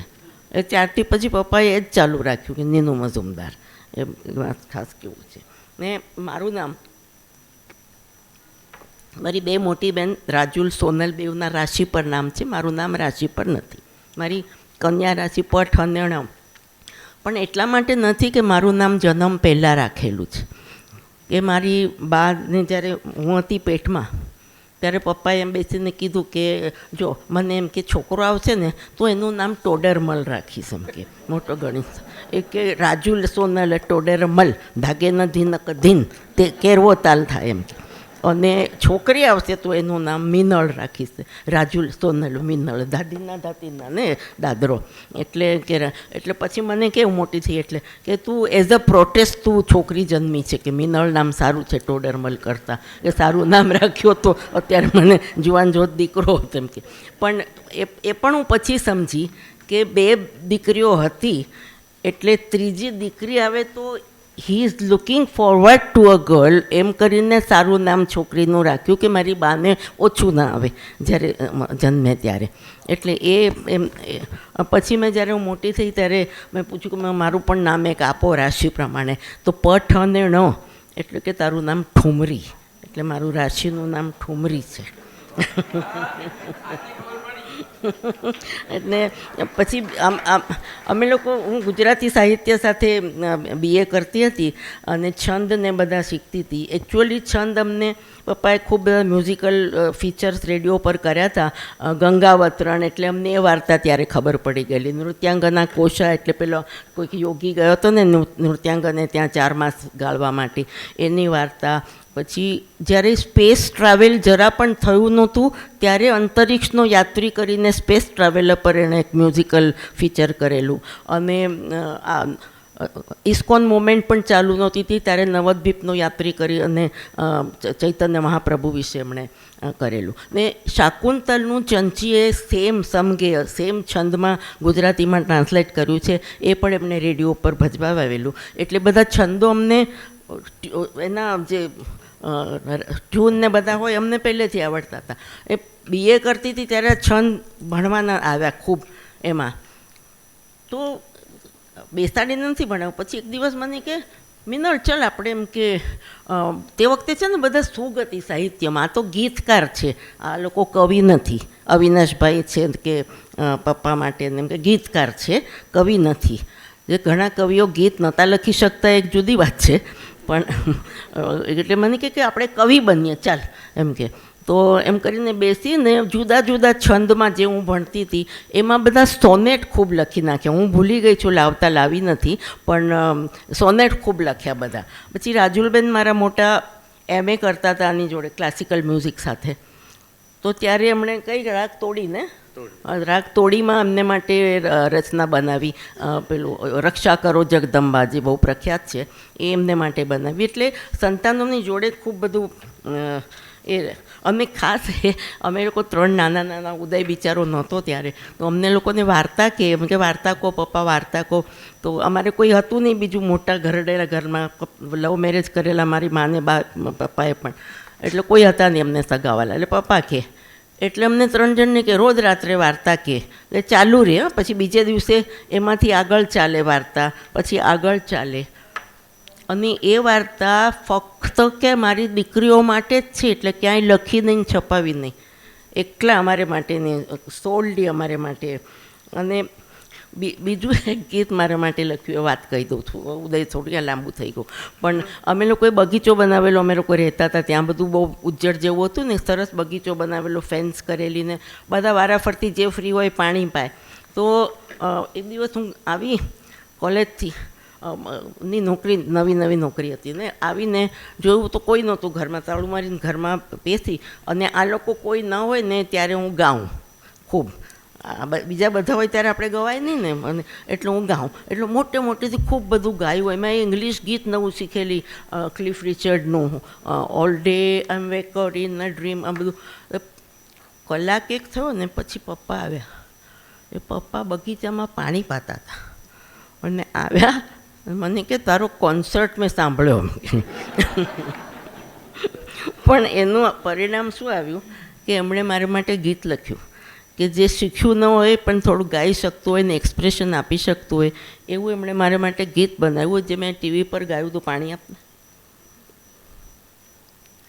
કે તમે મને પૂછો તો કહી દઉં મારા દિલડાની વાત, તમે મને પૂછો તો કહી દઉં મારા મનડાની વાત.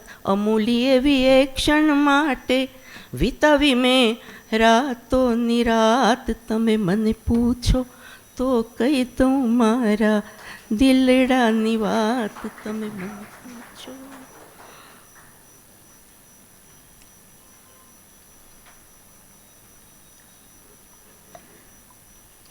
આપણે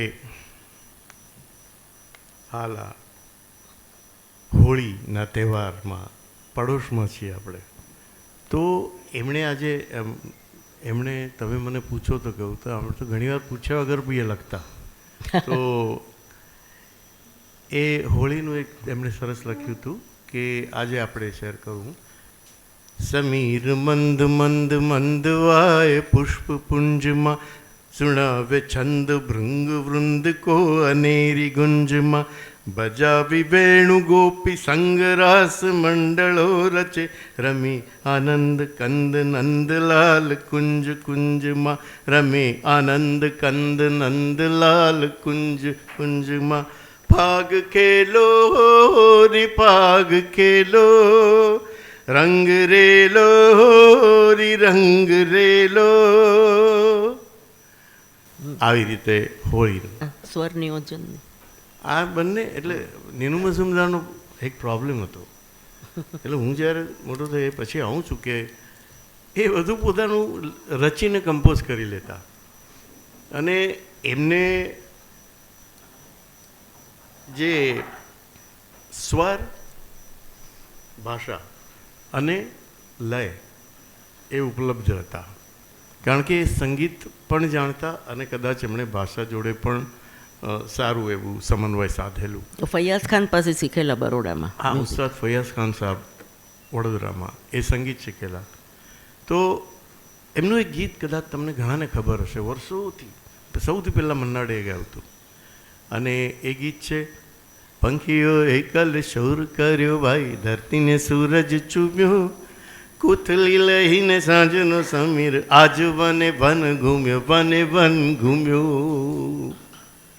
તો આમાં જે લય છે કેવી કે આમાં ઇનબિલ્ટ એક તિહાઈ છે અને આમાં ફોનેટિક્સ એનો જે પ્રયોગ છે એટલે જેને આ સંગીત તાલ અને ભાષા ઉપલબ્ધ હોય એ આ પ્રયોજી શકે છે કે પંખીઓએ કલ શોર કર્યો ભાઈ ધરતીને સૂરજ ચૂમ્યો કૂથલી લઈને સાંજનો સમીર આજ વને વન ઘૂમ્યો વને વન ઘૂમ્યો. આ તિહાઈ છે.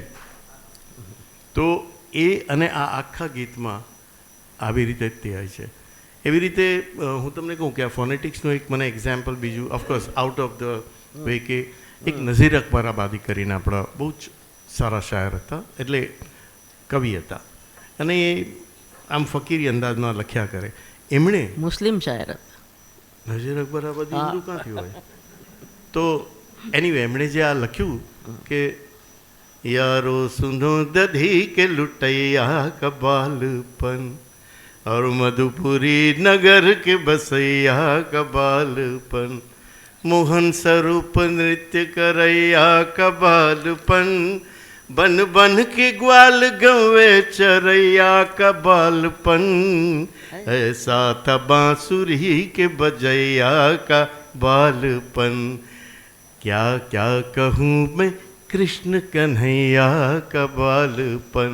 હવે આમાં છે ને ભાષા વાપરે કવિ હિદનભાઈ મુકેશભાઈ તમને એટલે વિથ યોર પરમિશન કે પણ કવિ ભાષા વાપરે કવિ ઘણીવાર ભાષાને શબ્દો પણ આપે છે અને યારો સુનો દધી કે લૂંટૈયા ઇઝ નોટ લેક્સિકોન और मधुपुरी नगर के बसैया इज ऑल्सो नॉट लेक्सिकॉन.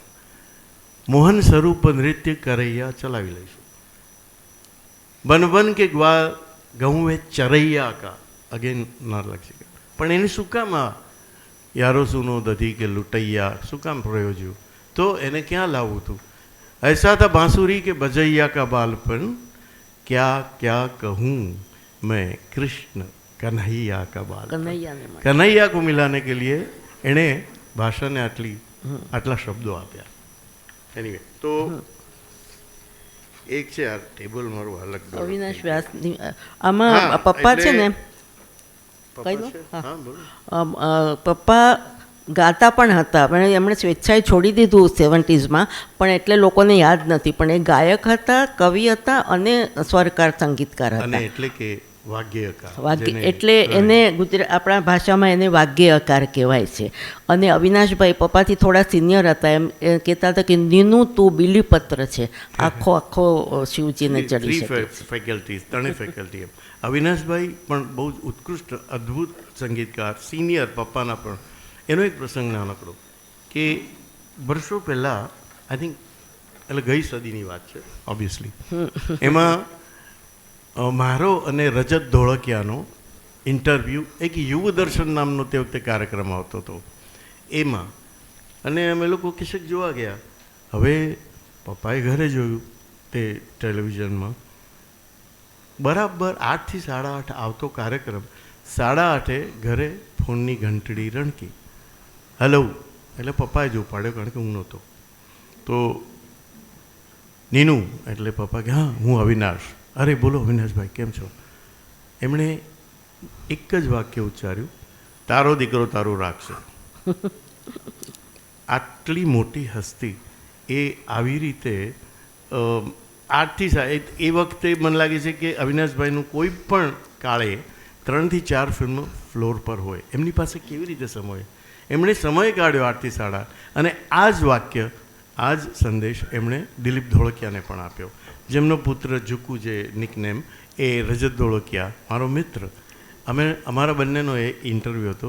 મેં દિલીપભાઈને ફોન કરીને કીધું, દિલીપ તારો દીકરો તારો. એટલે અવિનાશભાઈ પણ તે પિતા સમાન જ ગણાય, કેમ કે નીનુના અને દિલીપના છોકરાઓનો ઇન્ટરવ્યૂ છે તો હું જોઈશ જ એમ. હા, એ બહુ મોટી વાત.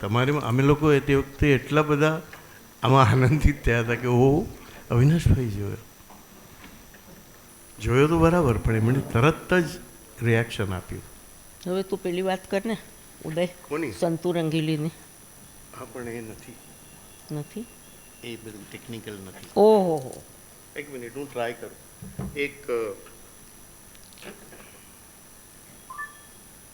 વાહ, તરત જોડાઈ ગયું. લાગશે જો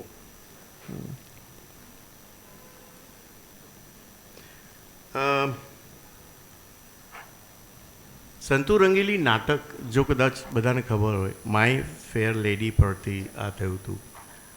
અને એ મધુરાય લેખક આપણા મૂર્ધન્ય, એમણે લખેલું. પ્રવીણ જોશી, સરિતા જોશી, એમણે એમાં પ્રવીણભાઈએ ડાયરેક્ટ કરેલું હતું. એમ પ્રવીણભાઈએ નીનુ મજુમદારને એપ્રોચ કર્યું કે ભાઈ આ સંતુ રંગીલી નાટક માટે તમે એક શીર્ષક ગીત લખી આપો, એટલે એક કોઈ થીમ સોંગ એવું. નીનુભાઈએ વિચાર કર્યો, પછી કે ત્યારે એમણે છે ને એ વિચારે કે આ શું લેંગ્વેજ આ તે એને શીખવાનું, ભાષા વિશેનું આ તે. તો એમણે એક વિચાર્યું કે હવે આને કઈ રીતે, એટલે શીર્ષક ગીત કદાચ બહુ મંડેન થઈ જાય. આજે આટલી ટેલી સિરિયલ ચાલે છે, હવે ટેલી સિરિયલના નિર્માતાઓએ નક્કી કરી દીધું શીર્ષક ગીતની જરૂર જ નથી, એટલે બેક ટુ બેક ટામ ટૂમ કરીને બધી સિરિયલ આવે છે. એટલે કદાચ પપ્પાએ તે વખતે નક્કી કર્યું. તો ભાષાની વ્યુત્પત્તિ એવું લઈ આવે, અને આ રેકોર્ડ થયું એટલે બીજા બધા મૂંઝારામાં હતા અને અસમંજસમાં હતા. મધુરાએ એકદમ તાલ ઠોક કે બોલા કે નહીં યહી ચાહીએ. એટલે એ જગા જ્યારે કામ પડ્યું ભાષાનું, ઋષિઓ ત્યારે ગયા શંભુની પાસે. જાણ્યો હેતુ પ્રથમથી પ્રભુએ ઉરમાં, હતા નૃત્યતા ઉમા સંગ કૈલાસે. ડમરું બજાવ્યું 14 વાર નટરાજે, ત્યાંથી પ્રગટ્યા અક્ષર વિશ્વ વિલાસે. ऐ उण रुल्लुक ए ओंग ऐ औत हाय वरट लाण यमंगाण नाम जबय गड़ दस जब गड़ दस खप छटता चटता व कपय सससर.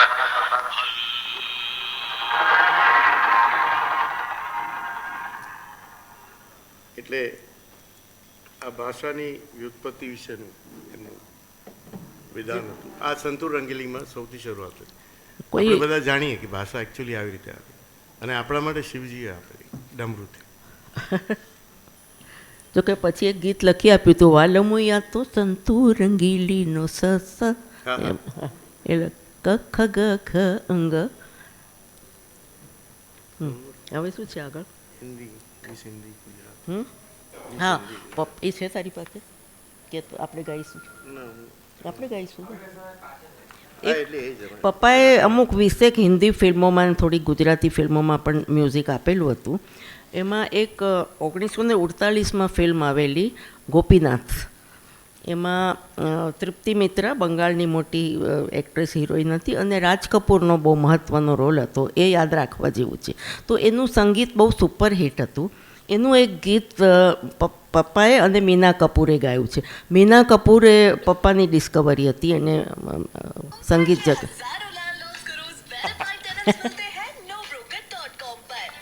તું જ ગા ને, તું ગા. आई गोरी राधिका ब्रिज में बल खाती, बलि बलि जाए जसुमती मैया.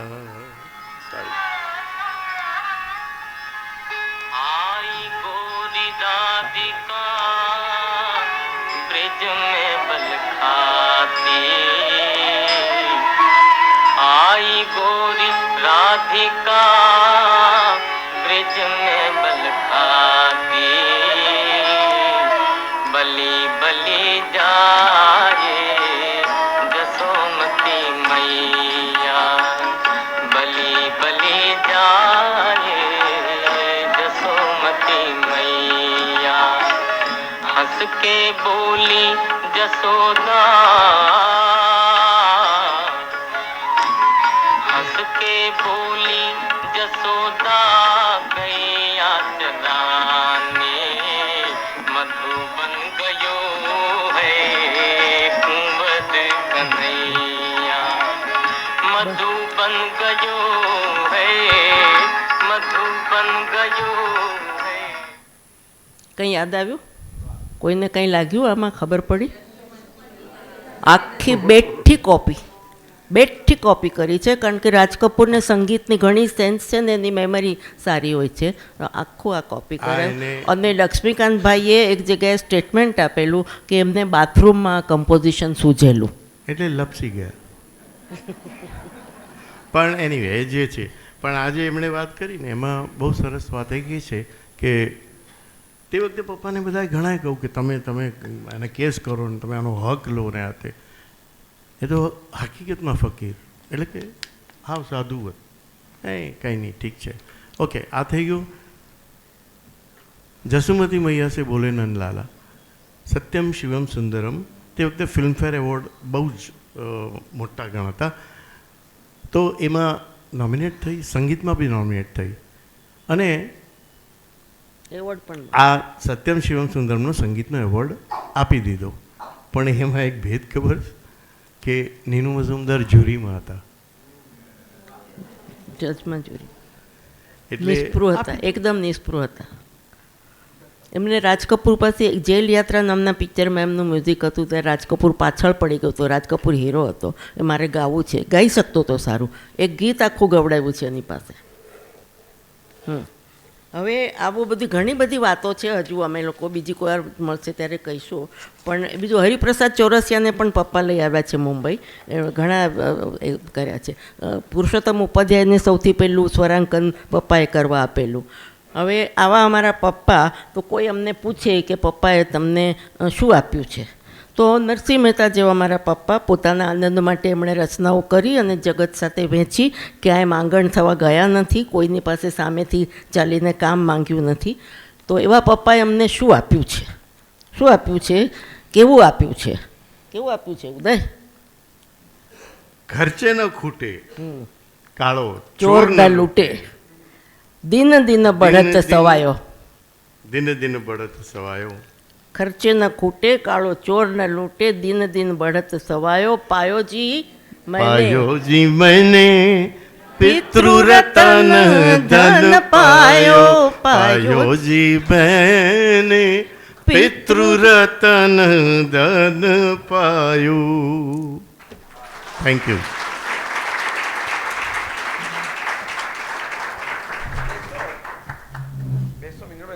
ક્ષતિઓ અને જે બધી એટલે ટેકનિકલને હાથે પણ તમારી સાથે વાત કરવાનો ઘણો જ આનંદ છે.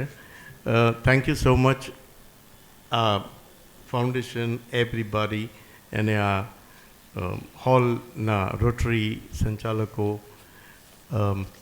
We are thankful to you all. અને ફરી ક્યારેક મળશું. એકચ્યુઅલી છે ને આમ લખ્યા ને પછી પાના ઓછા પડ્યા. હવે અહીંયા આવ્યા તો પાના વધી ગયા, સમય ઓછો પડ્યો. અને હિતેનભાઈનો પણ ખૂબ ખૂબ આભાર કે અમારા પપ્પા વિશે આટલું બધું બોલવાની અમને તક આપી. અને એના માટે એક હજી વાત કરી દઉં. આ 5 મિનિટ ને 10 સેકન્ડ થશે. તો એમાં એવું છે કે આ અદ્ભુત આયોજન કરે છે હિતેન આનંદપરા, અને મુકેશ તો જોશી હંમેશા, અને મારે ને મુકેશ જોડે બહુ સરસ છે, એ છે ને મારી જોડે હેટ્રિક કરે. એ જેટલા મારા માટે ગીતો લખે એમાં એને એવોર્ડ આવે. એટલે 3 વાર continuously he is back the award. અને ભલે મને મળે કે ન મળે પણ એને મળે, મને બહુ આનંદ થાય. અને હિતેનભાઈ, મેં આ પ્રોગ્રામની ફેસબુક પર just couple of days ago મેં પોસ્ટ કરી, તો એટલા બધા રિએક્શન આવ્યા, અને સારા મોટા લોકો, બહુ જ સારો કન્સેપ્ટ. એપેરેન્ટલી આ કન્સેપ્ટ કદાચ પહેલી વાર આવી રીતે ભજવાય. Thank you, congratulations Hiten Anandpara. અને હવે બધાએ પોતાના બાપા શોધવા પડશે કે કોના વિશે કોણ બોલી શકે. Thank you. એક મારે વાત એમ કહેવી છે કે મને ને ઉદયને ઘણા એવોર્ડ મળ્યા છે. ટ્રાન્સમીડિયાના મોરારી બાપુએ આપ્યો છે, મને મહારાષ્ટ્ર ગવર્મેન્ટે આપ્યો છે, નાગર લોકોએ આપ્યો છે. એ બધા એવોર્ડ ઉદય કદાચ સંમત થશે એ મારા પપ્પાને મળવા જોઈતા હતા ને નહીં મળેલા એવોર્ડ છે એવું અમે માનીએ છીએ. હા, બેસી હજુ તો પ્રિય પપ્પા વિશે સનતભાઈએ વાત માંડીને કરી, નીરલબેન અને ઉદયભાઈએ અધૂરી વાત કરી, કારણ કે હજી અધૂરી કોઈક બીજી વાર કરશે. એકાદ નાની વાત મેં કરી. છેલ્લી વાત ધીરુબેન પટેલના પપ્પાની કહેવી છે, સમાપન એનાથી કરવું છે આજે. હવે બહુ અદ્ભુત કિસ્સો છે. એમાં એમણે એક વાક્ય કીધું. પપ્પાએ પૂછ્યું ને કે શું બનવું છે એમ પૂછ્યું બાળકોએ, તો કીધું કે બધું જે બનવું હોય પણ ચારિત્રવાન અને પ્રમાણિક નિષ્ઠાવાન બનજો. એ વાક્ય મને ટચ કરી ગયું. એના પરથી આ પ્રસંગ યાદ આવે છે ધીરુબેનનો. ધીરુબેન બહુ મોટા લેખિકા, આપ સૌ જાણો છો. બહુ નાના હતા, એમના જીવનનો એક પ્રસંગ કહું છું. તો ચર્ચગેટ સુધી જવાનો પાસ લેવાનો હતો, ખલાસ થઈ ગયો હતો, સાંજ પડી ગઈ હતી. એટલે ધીરુબેને કીધું કે હું પાસ લઈ આવું પપ્પા. સ્ટેશનથી 5-7 મિનિટ ઘર દૂર, સાંતાક્રુઝનું ઘર. પપ્પાએ કીધું લઈ આવો. એટલે ધીરુબેન પાસ લેવા ગયા. ના નહીં, બાલિકા છે 5-6 વર્ષની.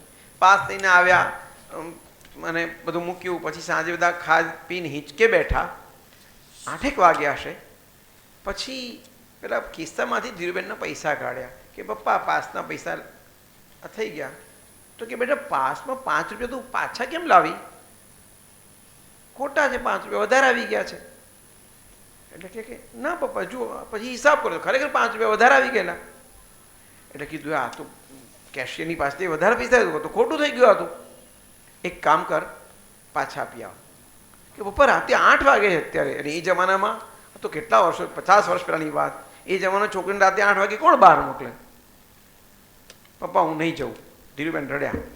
પપ્પાએ કીધું જવું જ પડશે, કડક સ્વરમાં કીધું. હવે તો પપ્પા બોલે એટલે પછી જવું પડે. એટલે રાતે 8 વાગે ધીરુબેન રડતા બોલી, લખ્યું છે એમણે, હું રડતા મારા પપ્પાના વાંસે મને એટલો બધો ગુસ્સો આવ્યો. આ માણસ કેમ સમજતો નથી કે નાની છોકરીને રાતે 8 વાગે ન મોકલાય. પણ એમણે મોકલ્યા. હું 5 રૂપિયા આપી આવી કેશિયરને. કેશિયર રાજી થઈને પાછી આવી. પછી પપ્પાએ મને હિંચકે બેસાડી કે આપી આવી? તો કે હા. તો કે સાંભળ બેટા, એ કેશિયર છે ને 9 વાગે ઘરે જતા પહેલાં એને હિસાબ આપવાનો હોય છે. એ હિસાબ છે ને એમાં 5 રૂપિયા ઓછા આવે ને એની આખી રાતની ઊંઘ ખરાબ થાય. કોઈની ઊંઘ ખરાબ કરવાનો આપણને કોઈ અધિકાર નથી બેટા. જે રાતે આપ્યા હોય ને એ જ કામ બરાબર કર્યું. બીજા દિવસે સવારે પણ આપી શકાત, પણ એની એક રાતની ઊંઘ બગાડાય નહીં આપણાથી. એ આપણું કામ છે, એ ચારિત્ર છે. એમ અત્યારે અમારાથી પણ કોઈની ઊંઘ બગાડાય નહીં, એ ચારિત્ર. એટલા માટે આપ સૌની રજા લેવાનો સમય છે. પણ પપ્પા વિશે વાત કરવા માટે સરસ મોકો અને તક મળી. લલ્લુભાઈને ફરીથી યાદ કરીએ, ફરીથી વંદન કરીએ અને એમના શરદભાઈ અને કિરણભાઈને ફરીથી અભિનંદનને આભાર માનીએ કે આવો સરસ કાર્યક્રમ થતો રહે અને આપણે બધા મળતા રહીએ. આપ સૌનું શુભરાત્રિ. Thank you very much.